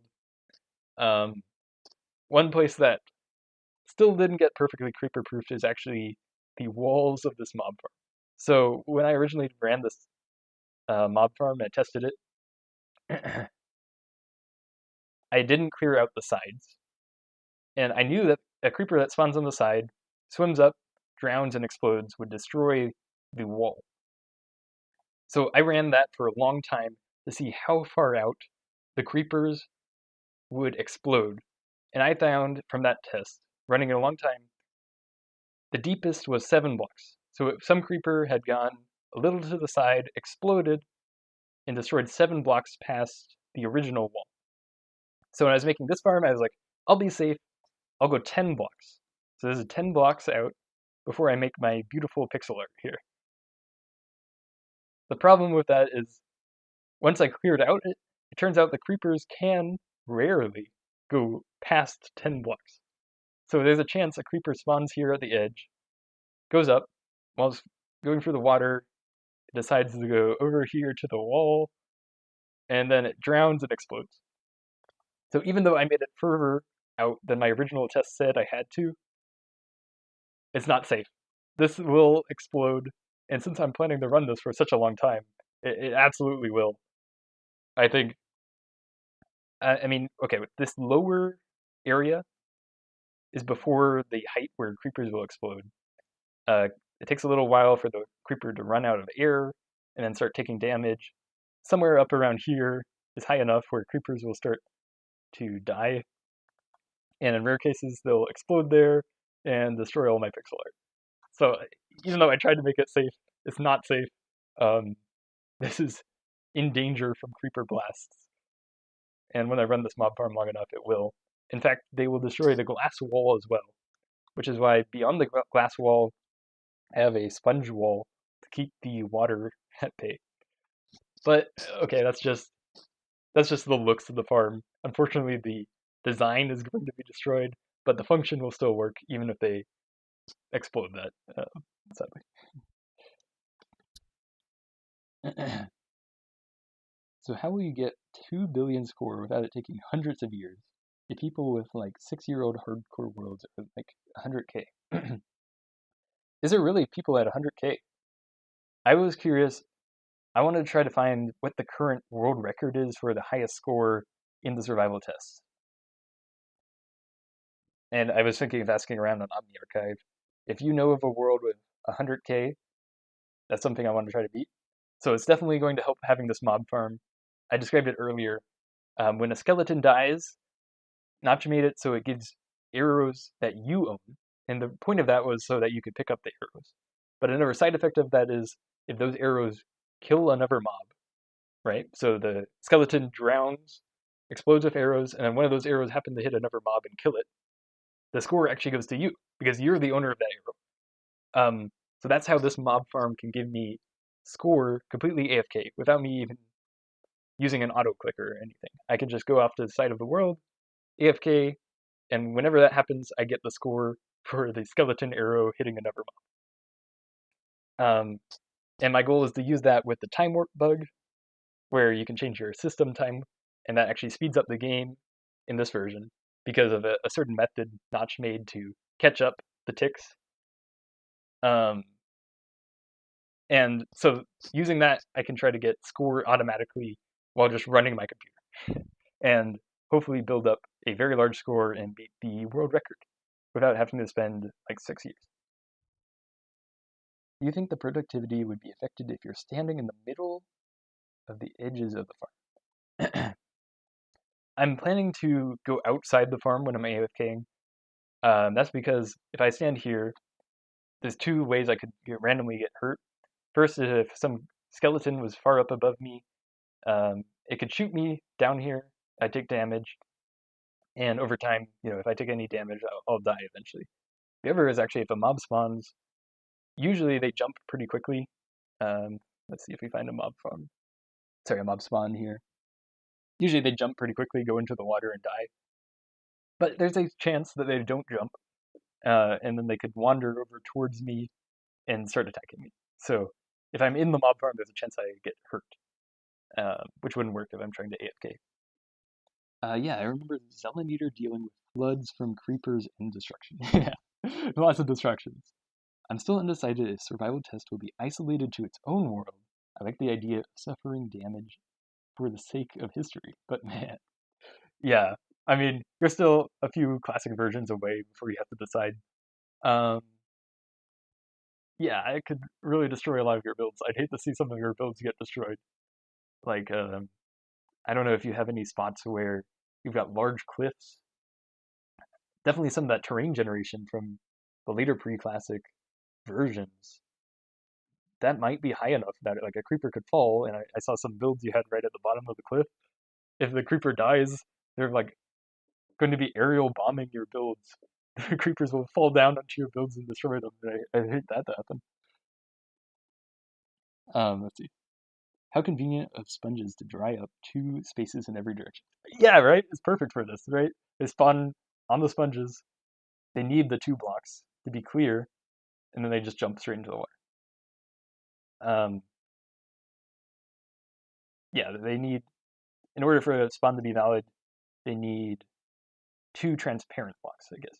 And the bottom block cannot be a liquid, like water or lava. So that's why water can be used to kind of spawn-proof areas. But it can be another transparent block. So mobs can actually spawn inside of leaves, inside of glass. They have no problem with that.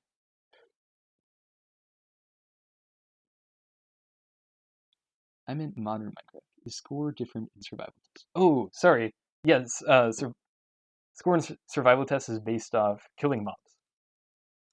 So Notch created the score value kind of like an arcade. If I kill this zombie, you see I'm at 13,380. Oh, no, no. Whoa! Where'd all the zombies come from? Okay. Sorry, let me kill one of them. I'm starting to drown. Okay, let me get out of here. I'll just shoot him up. That would be easier than trying to punch one to death. Let's see. I'm at 13,380. Let me shoot this pig. Pigs are 10 score. So now I'm at 13,390. So usually it's the player killing it, but like I was describing earlier, the skeleton death arrows count as a player kill. So that's another way that it counts as a player kill. And later on, like in the death screen, it just said score at E0 for a long time. Someone said that's because they were trying to make a yellow zero. It just said that for a very long time until they made XP, and then they said, oh, we could use the score value for XP. So it kind of got repurposed. Originally, the score was from the survival test for this reason. I'm back from eating garlic bread. How's it going? It's going great. We should count, actually. So, oh my. It's starting to lag. I'm going to restart the game again, because it keeps doing this. And while I'm at it, create a backup. That is our 12th backup. And then I can show you how it's going. I think we should count how far up we've exploded so far. At the rate it's going, I don't think I'll finish the whole thing during this live stream. But originally, there was 10 blocks. So 1, 2, 3, 4, 5, 6, 7, 8, 9, 10. But now we've blasted up 1, 2, 3, 4. Like here, wow, even higher. 6, 7, 8, 9, 10. Oops. Uh-oh. Okay, here we go down. But like 10 blocks above where it originally was. Okay, this is a bit scary. Running low on mushrooms. Um, but I'll get out of here, okay? Alright, I really gotta pick up some more mushrooms. I'm down to 3. Let me destroy this stuff. Yeah, so we made like 10 blocks of progress, and originally that took me so long to mine out by hand. But these creepers just spawn all over the place and mine it out for me. So it's pretty great.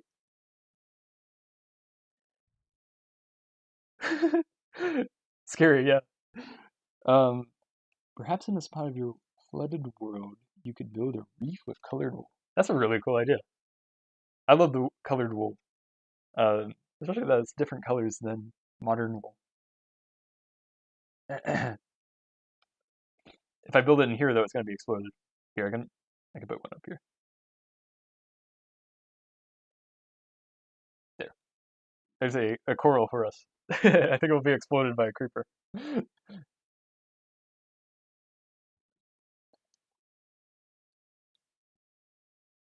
Yeah, look at all this stone that's been blasted up. So we're getting some islands as well.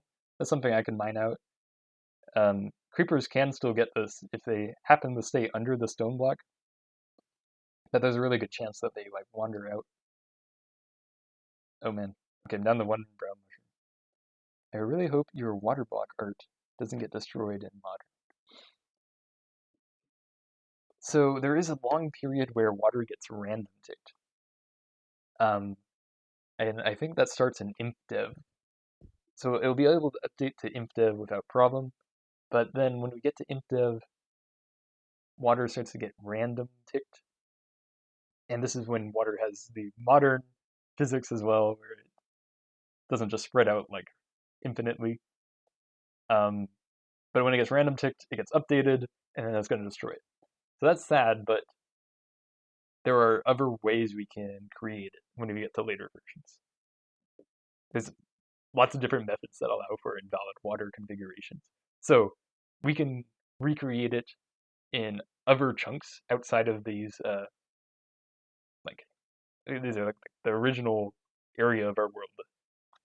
And then we can save that till after water stops random ticking, and then we'll be able to have it. So we can recreate it elsewhere later on. But I think the original ones will be destroyed in Infinite, sadly. Okay, let me get some more brown mushrooms so we don't die. Good point. What happens to the different wool colors placed in the world when those colors get discontinued?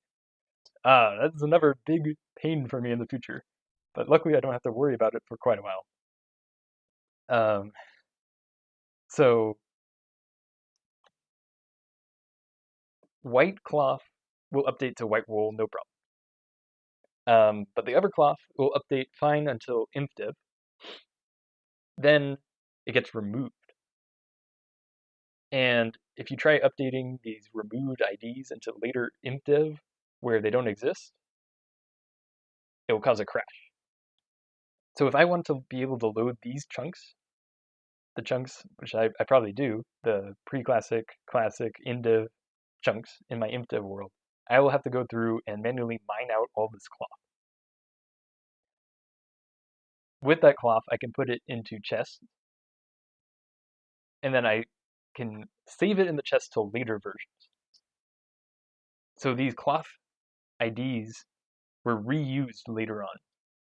And if you load that cloth in later versions, they will become different blocks.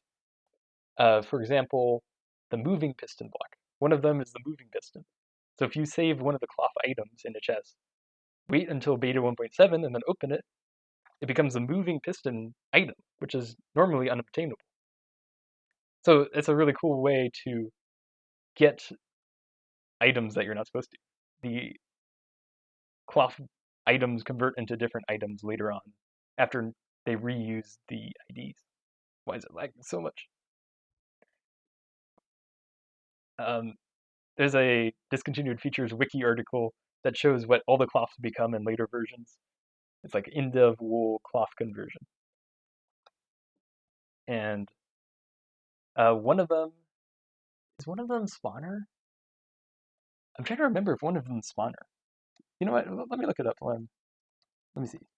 In the conversion.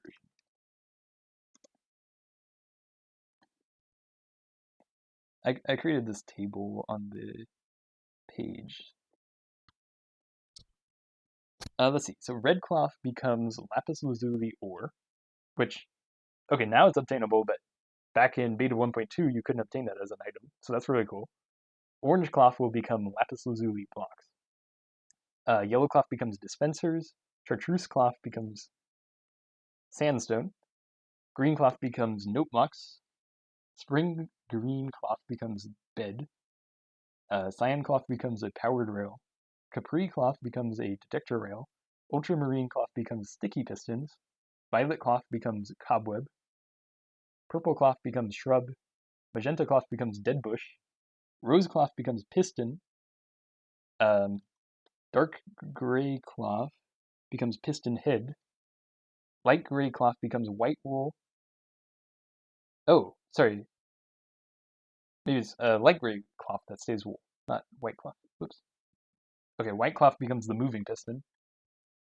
And, oh, it's infinite water that becomes the spawner. That's right. Okay, it's lagging a lot. Let me restart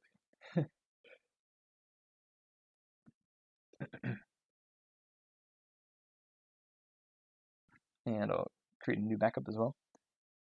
Um, but yeah, since all the cloth converts,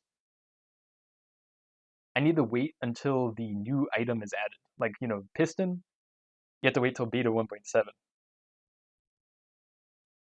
Um, if you were to load the block in before the pistons were added, it causes a crash. So I will want to remove it from this area because I'll probably want to load this before beta 1.7. But I could place it in other chunks further away that I just don't load until beta 1.7.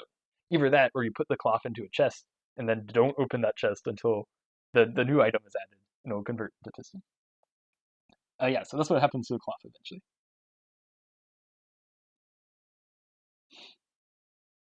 Oh, can you post a link in chat? Sorry. Yeah, let me do that. Here's the link to that, what I was looking at, all the conversions.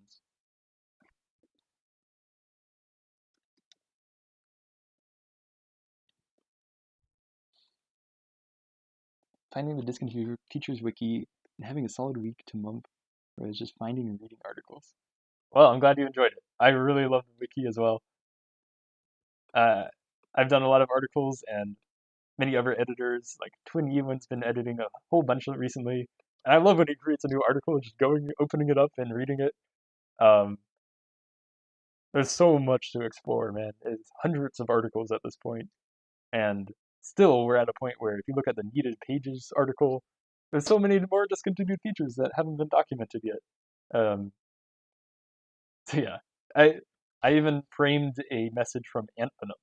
Anthem posted a message in the discontinued features Discord. He said, "This wiki is like crack to me." I was like, "Oh." Some Jim said I should frame it, so I framed that message because he really likes the wiki as well.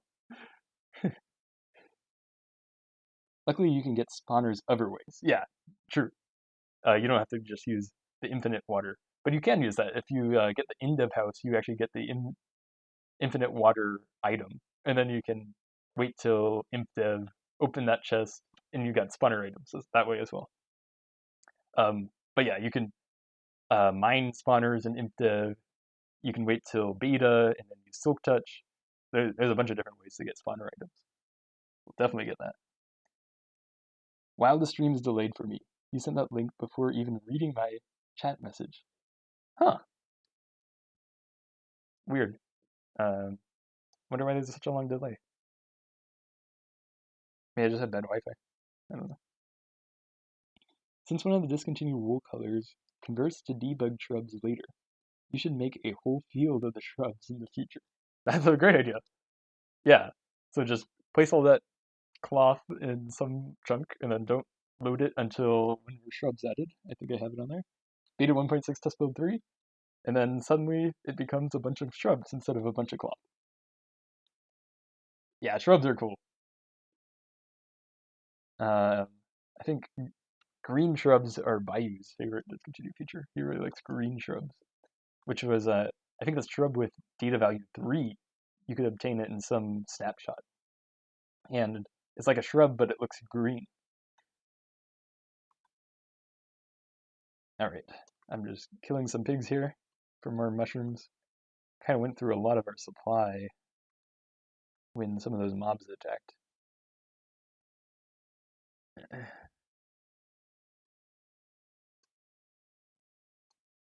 So normally, once we clear out all the stone, we'll use a creeper blast. The pigs will drown in the water, but because we have a stone ceiling right now, they're not drowning like they should.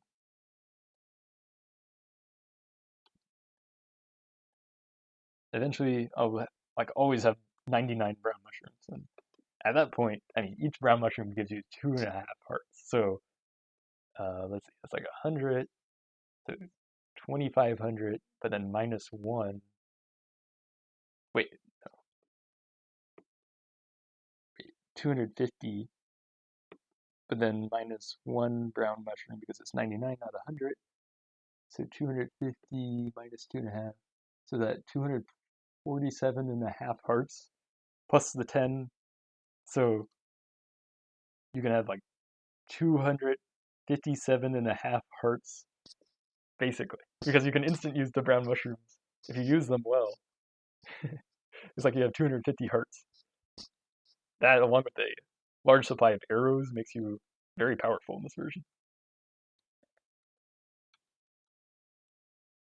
Wait, gears become redstone wires, and you can place gears on the wall. Can you have floating redstone dust? Yes, you can, um, but only if you actually get the gear. And the problem is, unlike the other items in Indev, you cannot get the gear from the Indev house, or the Indev starter house. And that's because the gear item didn't exist when the Indev house included the chest with every item in the game. So actually, there isn't a legitimate way to get gears in Indev. If you cheat in a gear and place it, then you can create floating redstone wire. But unfortunately, if you're just playing without an editor, there's no way you can get the gear. I know that Minecraft Legacy Xbox Edition actually had debug shrubs in the creative inventory. In the older updates, it looked exactly like dead bushes, but later became green like grass. Cool. I really don't know as much about Legacy Edition, um, but I really like seeing their discontinued features as well. I mean, on the discontinued feature wiki, we have a separate namespace just for console edition. We've got Java edition, Bedrock edition, and then console edition. Of course, console edition, no more versions are coming out for it, but there's still discontinued features being discovered in there today, which is pretty cool. A lot of them are very similar to the Java discoveries because I know they kind of use the same code and just ported it over. And so even the same bugs that existed in Java often have a parallel in the console editions. I used to place debug shrubs and ferns all over the world back in Xbox 360 days. Do you like the villager trading system? If so, which version do you like the most? I watch a lot of Ito, and his opinion is that if you have to go into a GUI to get items, it's not as fun compared to just walking around your world, fighting mobs or whatever to obtain items. And I kind of see that point. Although I do like the enchantments. Like you can maybe I don't know. I don't maybe I don't like the difficulty, but it just gives you a very easy way to get all the enchantments. I just look for the way I can get the best resources in the world. If that's villager trading, I'm going to use it. It's not my fault that they added a really overpowered way to get enchantments. um, but oh man, there's so many trade discontinued features. Oh, like still coming out to this day in 26.1, we got tons and tons of trade discontinued features. So to obtain them all in this world, I can only imagine the villager hall we'll need, stored with villagers with all sorts of old trades, including very overpowered ones. Like there was a bug that allowed you to get trades to lose their second buy slot. So you can get trades where it's just a book for an enchantment book without any emeralds. That's super overpowered. I want to get that. I want to have that one saved, and you can use it in later versions. You've got a discontinued villager trade that's very helpful. I have Legacy on my laptop because of the leak. Not officially supported here. Don't cancel the stream, please, Mojang. Legacy Edition is a mishmash of C++ and Java. Yeah, they've like ported the Java code over to C++. For the longest time, I really thought it was in Java. Like, I thought, part of the point of Java is that you're supposed to be able to run the same code on any platform and it will give you the same result. So I'm like, shouldn't you just be able to take the Java and run it on a console? But I guess that's not good for performance. So they moved it to C++. At least that's my understanding.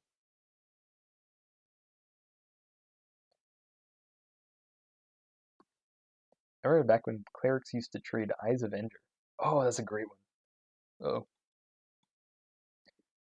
So you could beat custom superflats on Legacy Edition.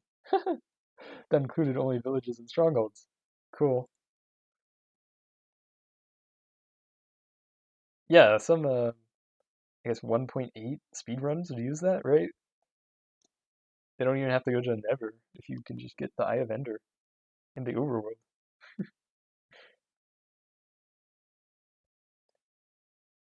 Some of it's not ported, like there's just raw Java code in it. Interesting.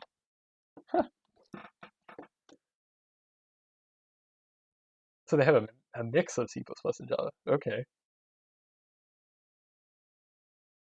Yeah, I stole Puffingfish World once and used the villagers with the buy slot removed. They are a great one. I mean, right now, I've talked about it before, having an old world is like a disadvantage. If I was to create a brand new world right now, well, it's slightly different in survival test. I don't think this is the case in survival test. Let's go back a version. If I started a new world, I would have had lava, I would have had grass, finally I have grass. I'd have ore even. I can't place ore, but it generates in the world. Um, but right now, I don't have any of those. It's like I'm at a disadvantage. But in the future, the script is reversed. It's flipped. Now having an old world is a huge advantage. You get all kinds of stuff like that amazing villager trade from an older version, and then you can bring it to newer versions, and you get a more overpowered world by making use of older glitches. You can obtain bedrock items, uh, more overpowered enchantments than are obtainable usually, like everyone, like the 1.14 enchantments where you can get multiple protections. That's a famous one. You can get protection 5 for a while. You can get Feather Falling on every item. Enchantments, you can get really overpowered villager trades, all kinds of stuff. You can get really powerful horse in old versions. And you bring this all to the newer versions, and you get a really overpowered world. And you can make use of all those old things you obtained in your newer world. Yeah. But I guess that's not the case. I was saying, oh no, I have it off screen again. Shoot. Sorry about that. I keep forgetting that. I was saying, right now it's kind of a disadvantage having an older world.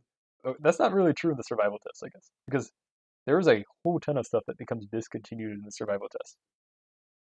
A whole bunch of the blocks are just unobtainable when you go to the survival mode. Like the cloth, you can't obtain the cloth. There's no way to obtain it in the survival test if I was to create a new world. So that's all discontinued. Even things like as obscure as having leaves at the lowest layer of the world is discontinued because in the creative I could just place leaves. In this version you can't get the leaves item, and the only way to place the leaf block is to grow a tree. Trees grow now. but there's no way to have a tree grow so that its leaves are on Y0. So that's something that becomes discontinuous version. A whole bunch is discontinued because we're in survival mode now, which kind of, I mean, that makes sense.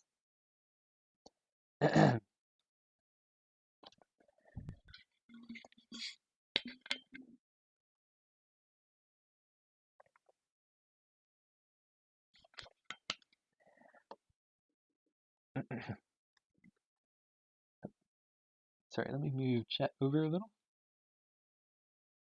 Okay. Um, was there always a discontinued features Discord server? That period of session I had with it was when it was being transferred from Mirror. Wow. Um, yes, there is a Discord server that's been around since October 2021. Wait, no, sorry. Oh, man. It's like October 2020. That's when the Discord server was created. October 1st, 2020, I think. It used to be we just ran the wiki from Puffingfish's Discord, but uh, we had a poll, and people decided that we should probably move into a separate Discord server. And that's when we created a separate one for the discontinued feature wiki. But then it turns out not everyone there was for talking about the wiki. Some people just wanted to talk about discontinued features. So we renamed it to just the discontinued features Discord. And it's just for everything related to discontinued features. Uh, don't forget crossword commands in 1.8. I do not plan to use crossword commands. Um, yeah, that's one of those methods that allow you to get commands. And there's actually a lot now. There used to be like only crossword commands, but now if you allow Minecraft Edu, you can use command computers. Um, there's like a 1.3 snapshot that lets you use commands from another server, or from another world, I think. There's, what else? If you use any NBT to give yourself, like any NBT from the 23W13 A or B April Fool's version, you can get an NBT item with on like some NBT on a command block, downgrade it to an earlier version, then run commands. So there's a bunch of different ways you can run commands in your world. All of them, if you're allowed to run any command in your world, you could place down a command block with another command and run it in any future version. And at that point, in my opinion, it's like you're just cheating because you can use any command in your world. And my goal is to, uh, I don't know, figure out what's possible in survival without cheats. So I steer clear of any cheat granting method. Um, but other people have different philosophies. I kind of look at it as if I exploit this method to its fullest extent, what could I do? And in that case, it's like, wow, if I exploit a method that lets me get commands, it's like I'm not even in survival anymore. I can turn to creative, I can give myself anything. Other people's philosophy are, okay, yeah, this method could be used for great destruction, but I'm not going to use it for that. I'm just going to use it to give myself a few things. And I think that's fine. Yeah, people play their worlds different ways. They have different ways of, um, different rules on what they allow in their world. And that's part of the sandbox experience, right?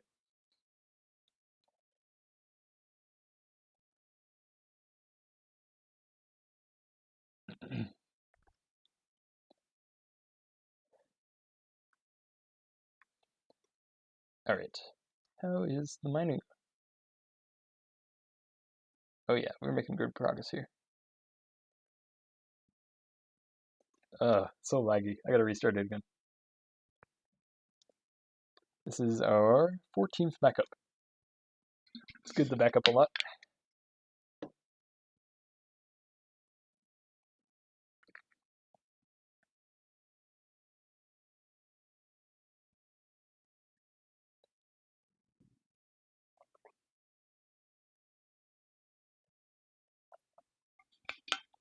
All right. So let's see kind of how thick this is. So I mine's the bottom, I guess you could say 13 layers because there's 3 at the bottom and then 10 more up. Um, and then it goes all the way to Y like 41, is it? No, maybe 43. So 43 minus 13 is like 30 blocks we're trying to mine through in a 100 by 100 area. So yeah, we're getting up to the top. I mean, it's like what, halfway complete maybe? Maybe more. If it's exploded all the way up to here, we just have to get through that section left. And then there's probably some stray blocks left.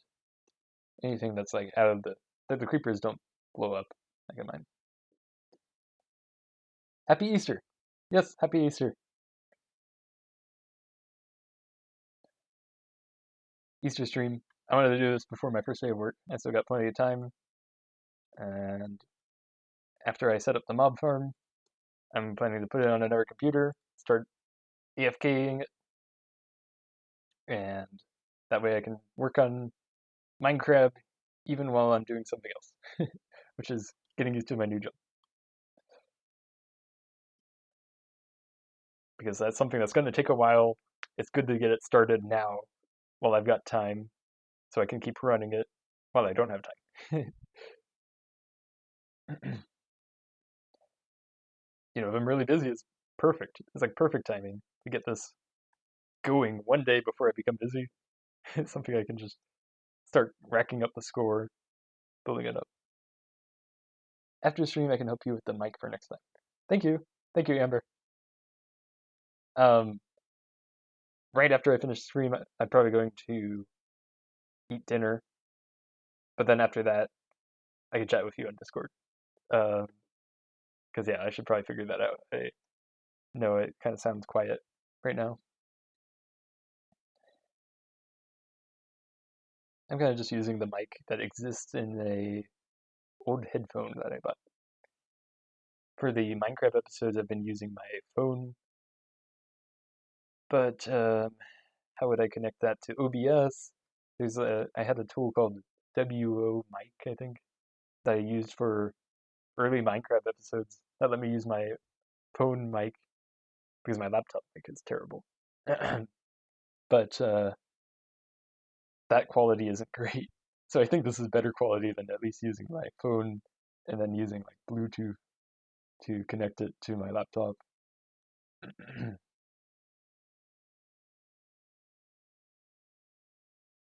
My volume is 100% and I keep getting jump scared over stuff. Alright, that's bad. Yeah, sorry. Oh man. Like maybe it hits my shirt and then that causes a jump scare.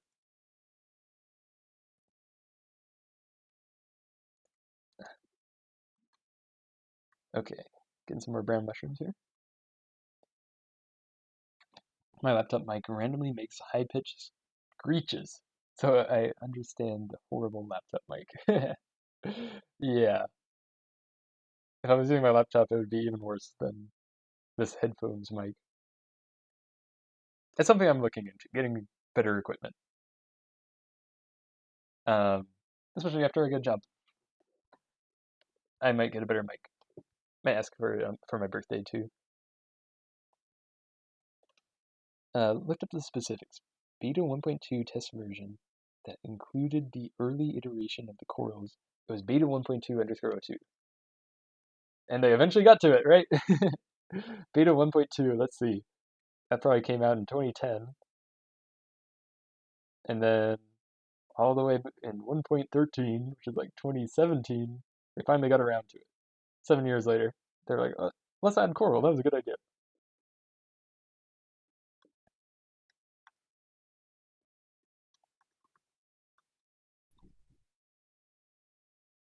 Oh, I thought that could have exploded that block. Let's see. Man, when I go full render distance, yeah, it lags a lot. I just generally, I think this version has worse performance than the version that came before it, Classic 0.23. Just a general downgrade in performance.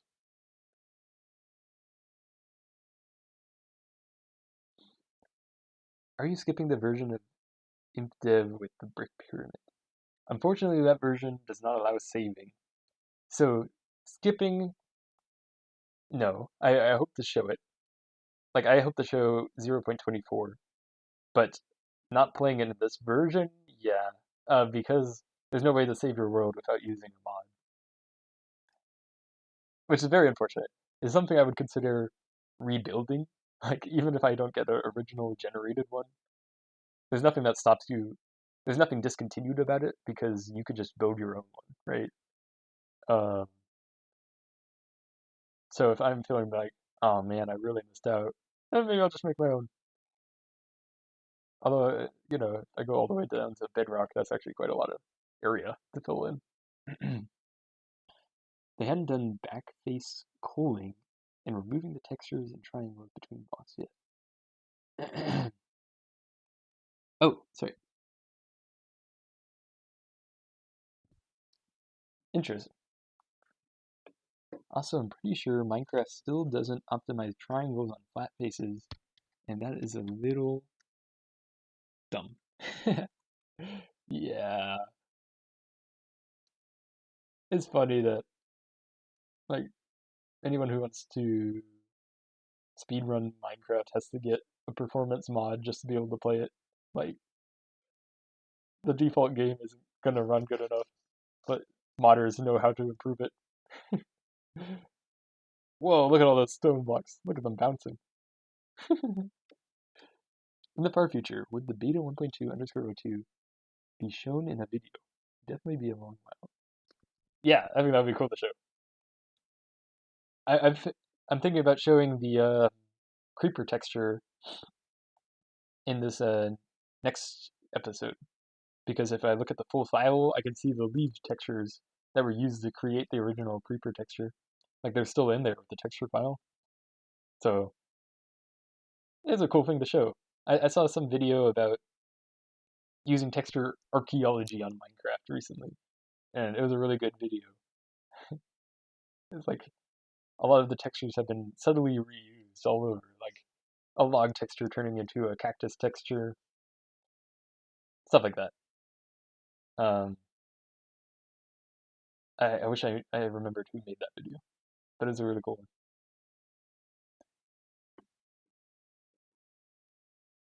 All right, we're up to 40 mushrooms. We're doing good right now.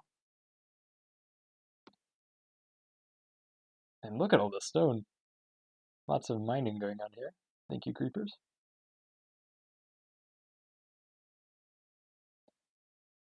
So this gap is good too. So this helps spread around water because we're trying to stop any air bubbles from forming. Now this is really opening up. This is the old Steve farm. There's a big funnel, and it all got filled up with water. So anything that touches that, like this gap right here, gets filled up by water. Don't have to worry about it. Is the air bubbles are getting so high up, I kind of take damage trying to get up to them. Maybe just from the skeletons. Well, I can swim up to them. Fine. Okay, I gotta get out of here. There's too many skeletons. And every time I get hit by an arrow, I go up. Luckily, I can survive drowning with brown mushrooms. Ah, burn through a lot of our supply though. Bouncy stone. This is basically a heart farm at this point. Yeah.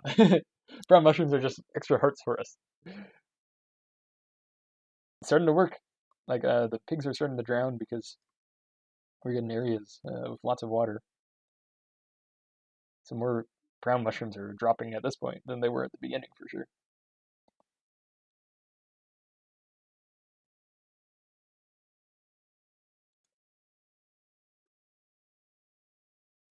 All right. It is lagging again. Let's leave the game and go back. That is backup 15. We're being extra safe here.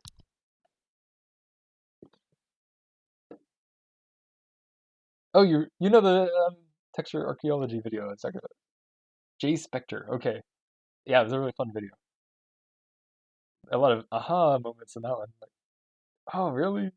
That texture's from where?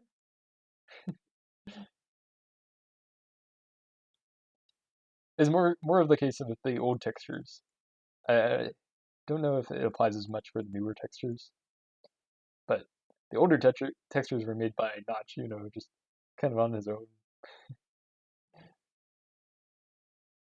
I think my favorite notch texture is the original minecart texture.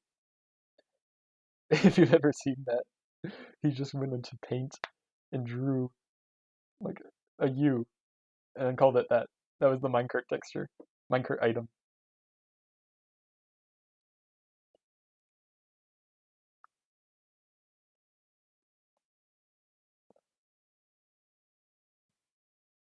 But yeah, so not just working on his own. It's like I'm not gonna make another random noise pattern. I'll just reuse the log pattern for this other block I want to create. And he did that all the time. I don't think that's as much of the case in the modern textures. I think they were more likely to just, oh, let's recreate a new random noise for each block. They're more professional in that way.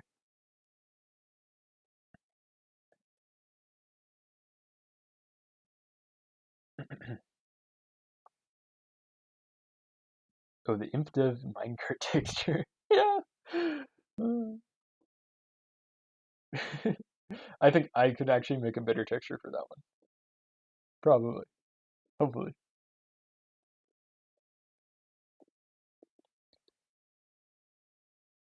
If you're talking about basic textures, there's also the original hopper item texture, which was WIP, work in progress. Whip. If you've seen Puffing Fish's Unobtained series, he recreated that texture as the icon for his museum because his museum is always a work in progress, which is the case with any world, right? It's always a work in progress. It's the perfect icon.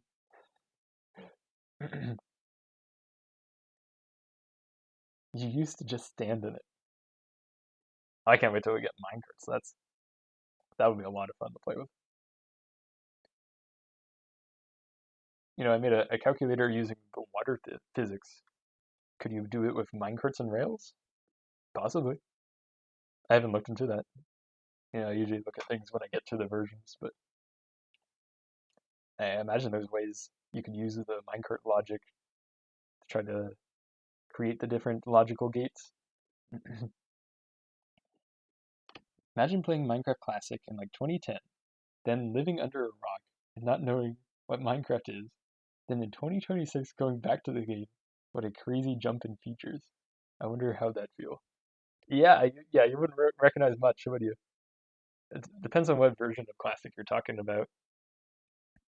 Like, especially if you were in like the last version we were in, you don't even know what survival mode is, and you start it up. If you're in survival mode, you're like, what?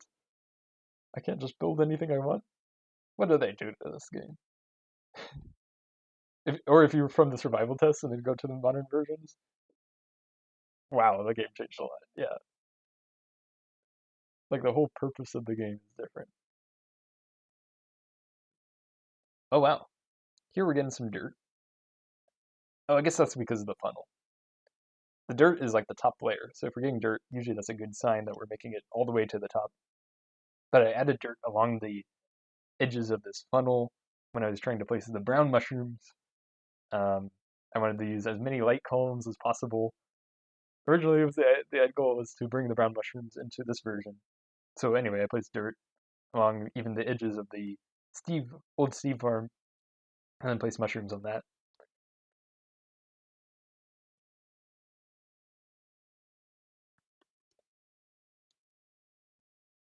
Yeah, so with the brown mushrooms, it's kind of sad. I had to flood the whole world and get rid of them because I missed that change. So I had prepared for the change where they require light and then they don't require light, but I didn't know about the change where they used to require dirt and now they require stone, cobblestone, or gravel. In modern versions, it doesn't even matter what they're on. So I thought it would just eventually change from requiring dirt to not caring. But oh, some stone just despawned right in front of us. There, despawned. Um, yeah, but turns out mushrooms have to be on stone, cobblestone, or gravel starting in this version. So yeah, I can show that. So there's no way to save all the brown mushrooms I had placed on dirt. Oh wait, yeah, I can't place brown mushrooms in this version actually. I just eat them. There's no way to place them. Um, yeah, so we lose all of the brown mushrooms that I'd placed, but this mob farm is the replacement for that.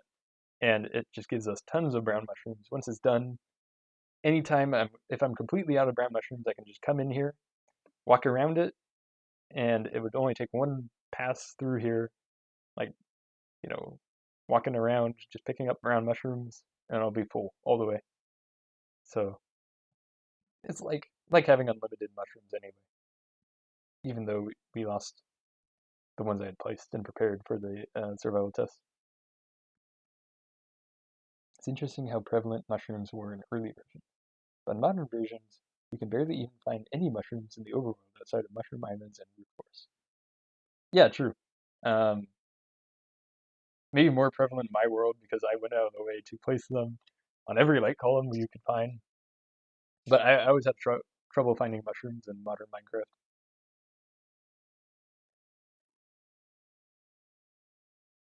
If I was to generate a new world, I'd find mushrooms in caves in this version. So they would be on stone and shaded in there. So they don't decay. You can find them there. But once you break them, there's no way to place them again. Like I was just trying to place it. So it's like you only have a limited number of mushrooms in your world. Once you destroy them,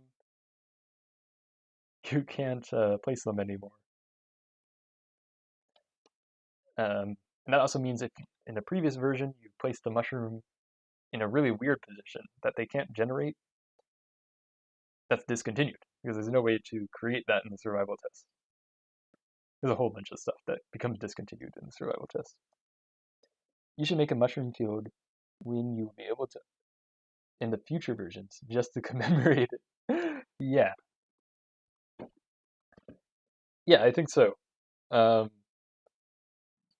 so we're going back into creative when we get to the late classic versions. That's before we update into in-dev and go into permanent survival mode. So after the survival test, we get another chance to use our infinite resources and save them for when we permanently are going into survival mode. So it's really important at that point to place everything we want to save for survival mode. Maybe even larger storage than what I did for survival tests, just because we're talking about saving, blocks for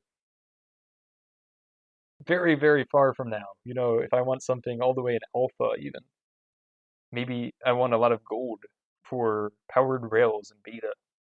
I can place a bunch of blocks of gold in this version, or sorry, not this version, in the late classic creative mode versions, and that will save it for later on. So we might want to place even more of the blocks before we enter permanent survival mode, and that can include the mushrooms actually. Um, Once we get to the late classic creative versions, mushrooms will place in the shade.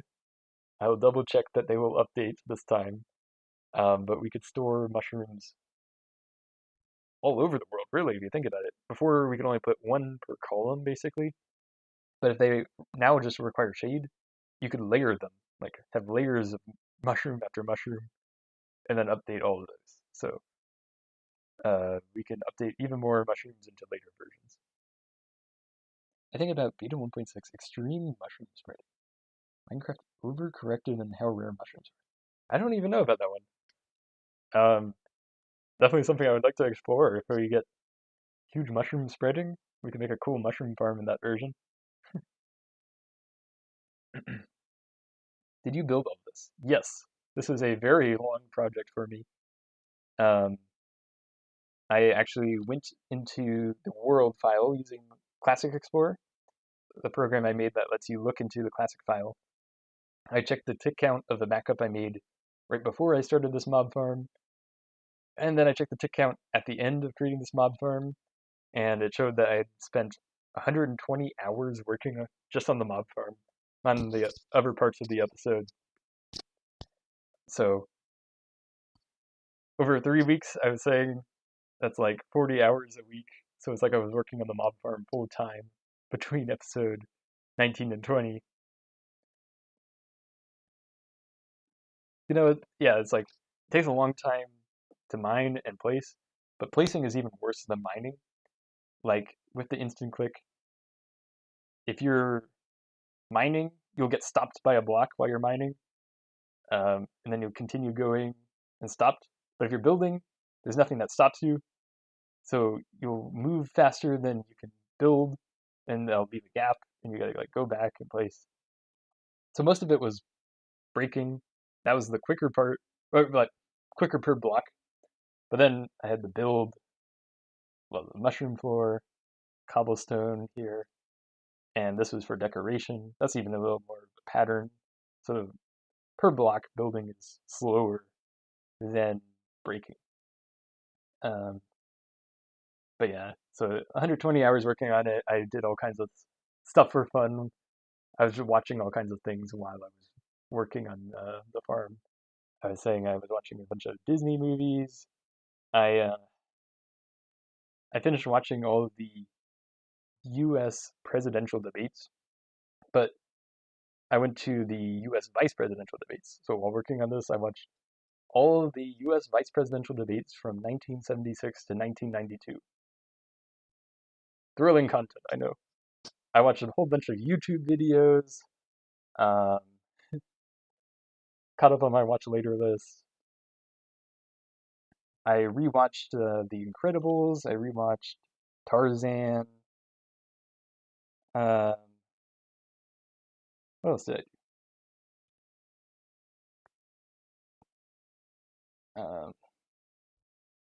I was watching some of the chess candidates. The chess candidates are going on. That was really recently. Been watching those videos, like recaps of what's going on. Uh, yeah, there's a lot you can do in 120 hours. I was just watching on the side. I was working on my goal of watching all the Disney movies.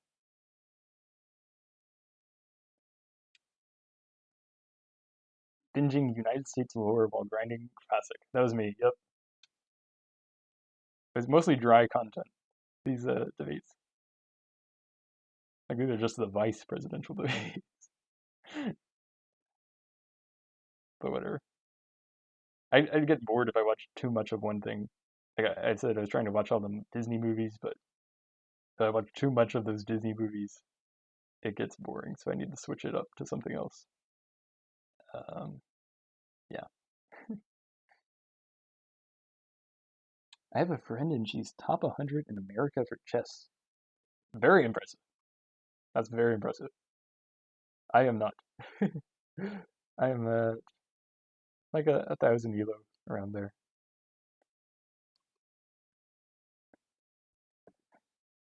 Are you doing an updating world? Because got one of my own, but I started an infinite. Yes, I'm doing an updating world. Mine started in the very first version of Minecraft that's been released, which is in pre-classic. But ImpDev is also a very great starting version, especially if you choose ImpDev 2010-0327. That is the first version that can update to the present without using any converter. My world requires a converter to update. Depending on who you ask, that might be considered cheating. So if you take that position, ImpDev is the start version for you. You can still play in all the versions that are possible without using a converter. Thanks. Yeah. It's also fun. So the goal is to use a converter. There's two breaks, and that's classic to indev. You can't update classic to indev, and you can't update indev to impdev without using converters. So those two require converters. I'm planning to code my own. I've already coded most of my own classic to indev converter, and the goal of that is to make it as vanilla as possible. So most of the fields are the same between classic and indev. You just need to transfer the data into the NBT format in order for your world to play in indev. My world is now 1 month old. Congrats. Mine is almost 6 years old at this point. which is a bit funny saying because I'm only in Classic 0.25. It kind of shows I've been playing it very slowly, but the world was created June 2020. That's when the Minecraft series began, Minecraft episode 1. I My audio is bad now, but it was even worse back then when I was starting. Um, Someday it will be better audio, but I just wanted to start a world, so you've been playing very slowly. That's very true. Um, I'm probably the slowest person doing this thing right now. If you compare it to anybody else, um, May Griffin is about as comparable as me. Um, but if you compare it to like Bugmax series, he updates for classic. Oh, oh, oh, okay. Um, I think he might get to this version in either episode 1 or 2, and I'm on episode 20 and I'm still in this version, so much slower than Bugmax. Yeah, I do. I take my time. I'm trying to do about everything I can in each version I update through. Even in versions where very little changed, I spent quite a while playing it in. But I'm also starting to realize that if I keep at this rate, I'm not going to get to the versions I want to. So at some point, I'm going to have to start speeding up. I never want to skip a version. I'm always going to go through a version. But in versions without many changes in the future, I should probably just move on. Like I just say, I'm thinking of I don't know 0.29_01. Like nothing changes. I should just say, here's this version. This is the one change it made. Let's go to the next one. I don't need to spend a whole episode on each version anymore. I should just keep it going, so I can get to some newer, more interesting versions. That's how I'm kind of starting to think. 20 versions in 6 years is pretty nice. Yeah, true. What is that? Um, we're talking about like 3 versions a year, three and a third versions a year. We're making good progress. I mean, how many versions do we have left of Classic? That's the thing. Classic versions are really rare, so each one should be shared, right? We have 0.27, 0.20, a 0.28 version, 3 0.29 versions, and 3 0.30 versions. So only 8 classics remain after this. So, going at that rate, we're talking a couple more years. Yeah, maybe 2 more years and we would be in Indo, assuming I kept it at that same rate. Um, but it's funny, I'm saying I should really speed up, but I'm planning to spend a very long time in this version. Like, I want to get a very high score, and that's going to take a very long time. So, I'll start up, but not right now. Later on. At some point, you run out of ideas or get burnt out. That's true. Yeah. Um, like some of the versions where there were no changes, effectively, in Minecraft, I go to something else to make it interesting. I like people want to play the world in a bunch of different operating systems. That's something fun you could do. Or um, that's another thing I did. I create an animation. That was something fun. It's like maybe not related to what changed in the version, but something else you can explore while you happen to be in that version. 3.3 versions a year. Right. Talk about updating to the present. There's way more versions releasing than 3.3 a year. If you consider all the snapshots, right? You're talking about like normally Mojang releases one a week, but there's some gaps they do with no updates. So maybe if you're generous, it's like generous in the sense of, for my case, trying to catch up.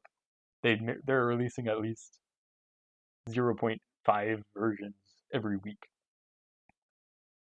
which is like 26 versions a year. So in that sense, I'm actually falling behind catching up to the present version, right? I would need them to stop completely for decades for me to catch up at that rate. Hopefully I can speed up eventually. Are you using Betacraft? Yes, I'm using Betacraft. Great launcher. I found out about Bugman from the video where thousands of glitched pigs filled his world. Then I went back to episode 1 and binged the whole series. Great series. Yep. Definitely one of the pioneers of this type of world. Um, yeah, he was definitely one of the series I looked at. I mean, if you want to talk about all the way back to like Prototech, but mainly Puffing Fish and Bugman, they both started their worlds before me. And I was like, I want to do that as well. I want to start the very first version and take that same world and go through all the versions, and get lots of discontinued features. That was one of my main goals for this world. How many discontinued features can we get? Yeah, so that was all inspirations for when I started this world back in 2020. How long have you been playing Minecraft in general? I started in 2012.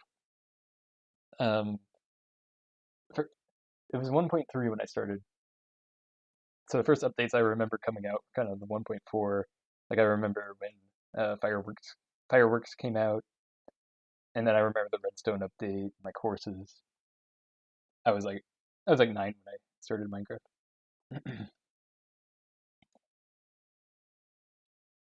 Optimizing frame rates. You did, I think, as well. First version I played, I think, was Bedrock 1.4. Wow, 1.4. Around the same time as me, then, right? Or is Bedrock different? I don't know when Bedrock 1.4 came out. I guess they use different version numbers. Because I remember when Bedrock just skipped 1.15, right? Didn't they just go from 1.14 to 1.16 just to catch up with Java? That's painful. Hopefully you don't go all allegory of the cave theory and come out of InDev, going into ImpDev, and don't feel overwhelmed. Allegory of the cave theory. I don't know. I don't know what that is. What is allegory of the cave theory?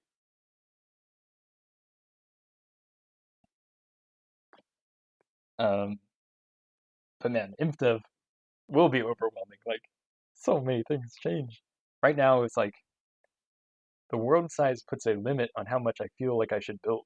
Because if I build too many things in any version, you will fill up the world and there will be no spots for new builds. So it's like, okay, I should only make a few builds in this version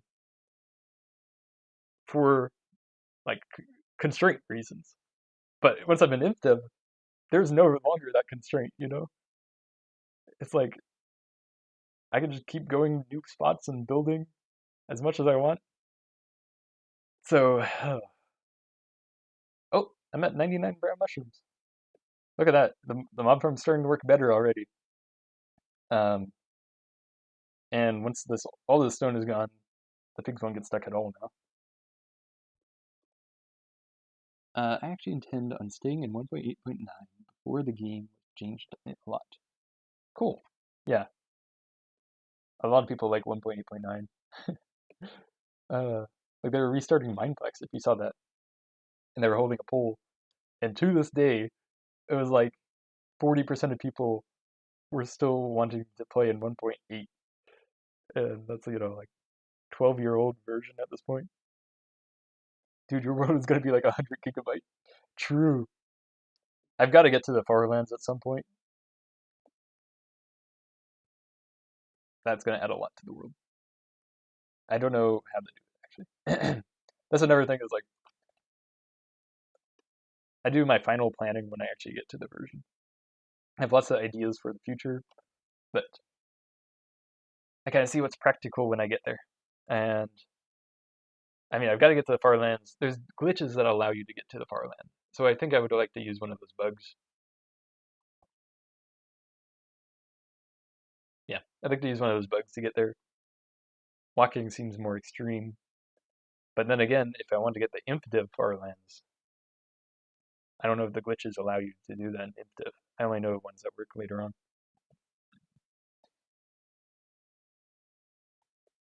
Oh, Full health and 99 mushrooms. Let's see. I've got full health now. One more mushroom. There we go. We're at the max. What did I say? 257 and a half hearts right now. If you add that all together. The allegory of the cave is if someone was trapped in a cave to watch shadows all your life, trying to get your scene up, you would come out of the cave overwhelmed by everything. Oh, like that image where they're all looking at the thing on the cave wall. I get it. So I'm looking at the wall right now because I just have a small world. And I come out into ImpDev and I see the whole wide world. I'm like, what am I supposed to do? I I need to make this whole world just as intricate as my small little box was. And I never update again. I get stuck in the first ImpDev world.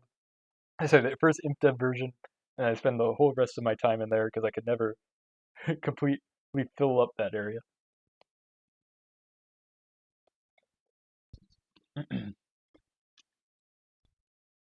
Wasn't there an early version of ImpDev that created absurdly large world files? Yeah, there is. That's scary, actually.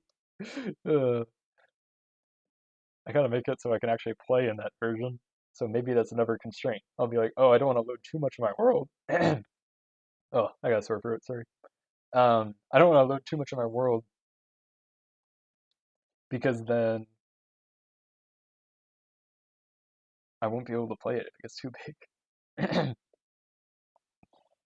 Once you load Farlands, the loaded Farlands stay, and that's cool. Yeah, yeah, gotta load the Farlands some point.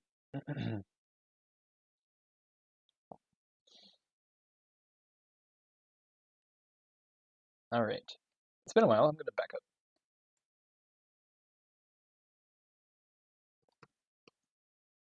I think we're getting to the point where it's clearing out mostly on its own.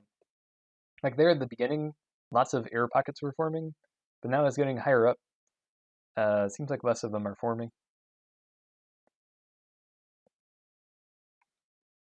I'm mostly just walking around. I've got full arrows, full brown mushrooms. I can help clean up a little, so we can dig out some of these random blocks that are still here. I mean, eventually you'd think a creeper would get stuck under them and explode them, but that might take a while. That's a good thing about having lots of mushrooms. Kind of acts as like air as well. I can drown, but I can keep living. So the water breathing as well. Can I get into the air before the water fills in? Wait, that's cool. I didn't know that. So if I go under a block, break it while holding space, I can reset my air like that. Well, now that's really cool. Okay.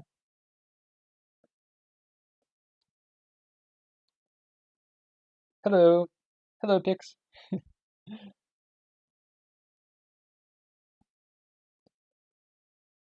So we're working on a mob farm here. I can show it. So mob farm, huge sponge floor. Mobs spawn on this. They jump up, and then they start swimming until they drown. Eventually, I want all of this stone cleared out. And to do that, we're actually using creeper explosions. So when a creeper dies in this version, they explode. They don't need to be near the player. Just whenever they die, they explode. And they explode in water. So creepers are spawning here, they swim up onto the stone, they die and explode, and it's been mining out this huge area. So the stone used to be like at this height. We've gotten all the way up here, and we're getting good progress here. I don't think I'm going to finish all of it during this live stream, but it looks like we're going to be 75% done by the time the stream is done, which probably ending it kind of soon, like, I don't know, maybe half an hour.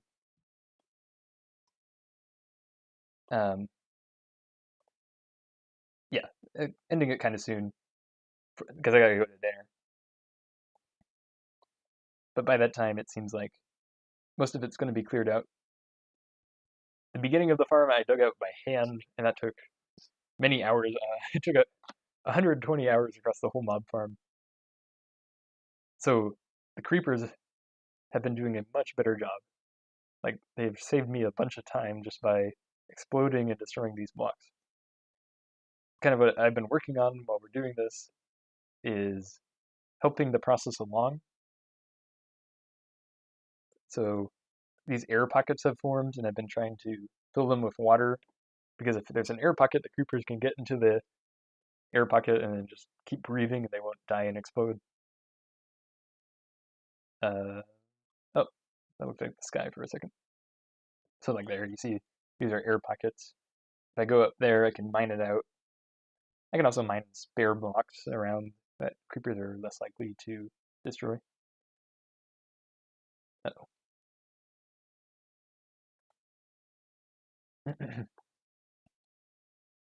What about versions that would corrupt the world? Do you just skip them? Effectively, yes. I think for the series, I will still show them. But if they're going to corrupt the world, that's got to be a version I skip. There's very few versions that I have to skip. But 0.24 was one of them. You can't play in that version without corrupting your world. If you try loading it 0.24, it writes a empty file, and there's mods that can fix that, but I don't want to use any mods for Minecraft. I'm trying to stay vanilla. So that's one of the rare versions I'm actually going to skip. But the saving problem, so that's going to be some early in-dev versions, early imp-dev versions that I skip because they don't save. And other corruptions, we're talking about beta 1.8 pre-release, for example. It's a big problem because if you load your world in that version, you won't be able to you won't be able to generate any structures from that point on. So that's likely a version to skip as well. Yeah, there's a few versions that we have to skip. But for the most part, we're trying to load the world in as many versions as possible. Wish Metacraft would tell you which versions were stable and wouldn't crash your game. Here, I have a suggestion. This is potentially dangerous version list from the Minecraft discontinued feature wiki. I'm going to put it in chat right now. You can use that. It tells you all of the versions that are known to give some type of problem.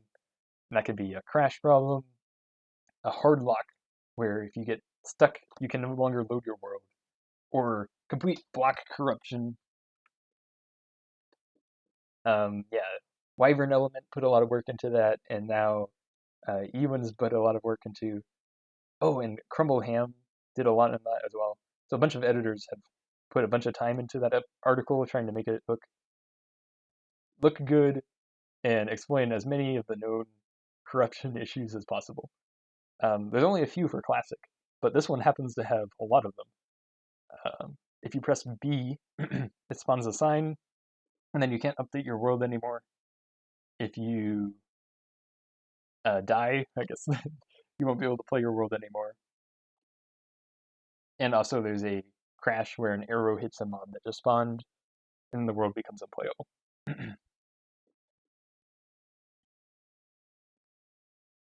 Oh, Pix mentioned the exact same link. I was talking about. I swear I didn't see that before I sent that. We were thinking the same thing. Great minds think alike, Pix. Um, or should I say Pixie? I was thinking of the same article. Yeah. Um, it's a great resource. The only other versions that should corrupt your world are probably the 1.13 snapshots. Yeah, the 1.13 snapshots are among the worst. There's some really bad 1.13. There's some really bad 1.8 versions as well. 1.8 snapshots.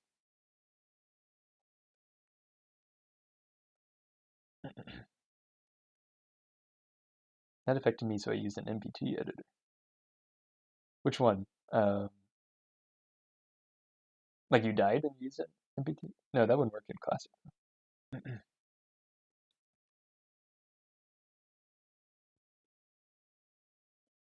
Mine lobster.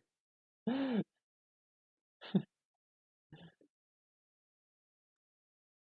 love all my crustacean cousins. We like lobsters, shrimps, Barnacles are crustaceans, believe it or not.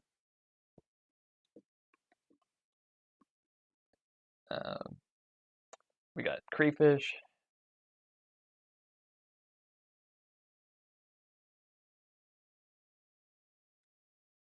Insects are, in a way, crustaceans. Hear me out. Insects are just crustaceans that crawled up onto the land and evolved for the land. So all insects are, in a way, crustaceans. We're just the original ones. We're cool. Crabs.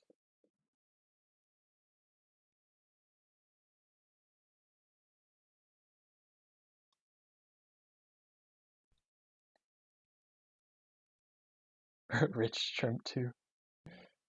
Squat lobsters. Oh yeah, squat lobsters. That's another crustacean. There's hermit crabs. Those are not true crabs. They're fake crabs. Horseshoe crabs are not even crustaceans. They are chelicerodons, but not crustaceans. They are not crabs. Not even closely related to crabs.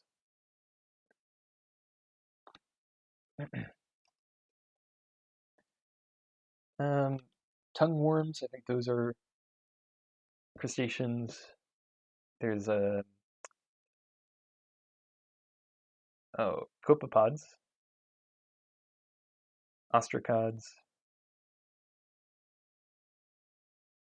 tadpole shrimp, fairy shrimp. Those are not true shrimp, or like Caridian shrimp. I could keep going. There's a lot of them. I like crustaceans. They're fun. Peanuts are not nuts. Botanic. All the definitions confuse me. The botany definitions. Oh, isopods. Oh, classic. Everyone loves isopods, including roly-polies. Yeah, roly-polies are like terrestrial crustaceans. Coconut crabs are too. Coconut crabs are the largest terrestrial arthropod. That's pretty cool. Or is it or invertebrate even? Wait, largest terrestrial invertebrate, I believe. Coconut crabs.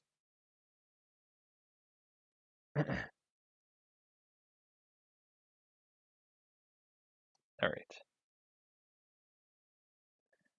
let's look at the progress here. That is so different than when we started the stream. It's lagging a lot. Let me restart the one. I think I'm getting close to the end here. Maybe we'll take one last look at it and then call it a day here. We made great progress on the mining. I think I'll finish the rest off camera.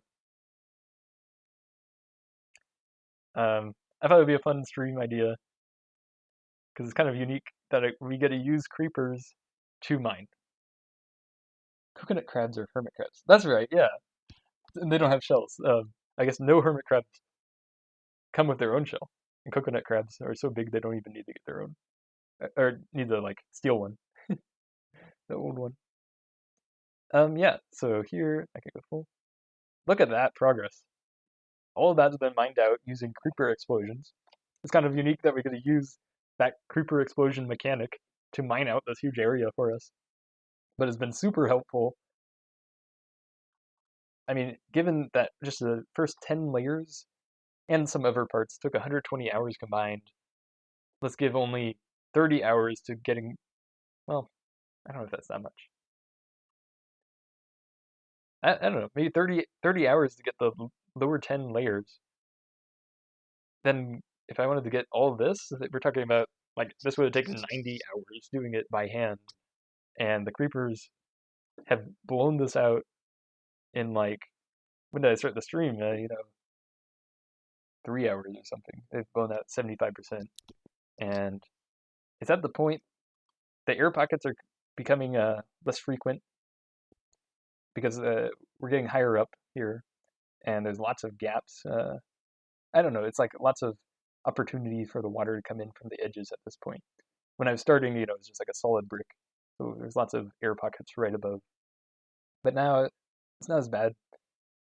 So at this point, I might be able to try just running this AFK and see if they clear out the rest. Thanks, Blue Ting, for watching. Yeah, I'm gonna close it pretty soon. Um, yeah, so good progress. Uh, the goal is to finish this and then start AFKing here, hopefully building up a big score. And I'll probably post updates on Discord in the discontinued feature Discord, just how my score is going and how it's building up. It's going to take a while to get. I'm going to spend a while AFKing, regardless of how big of a score I can get. But ideally, we'd like to get the max score, and we'll see. In the final episode, I'll show whatever score I get to in the end. Yeah, it was very low when it started. That's right. Yeah, there's only 10 blocks above here, so now it's all the way up there. Huge area mined out just using creeper explosions. They make a great tool in this version. All right. Yep, that's going to be it. Thank you everyone for watching. I'm going to keep working on this, leave it AFK, and we'll get a good score once this mob farm is done. Thank you all for watching. Bye, guys.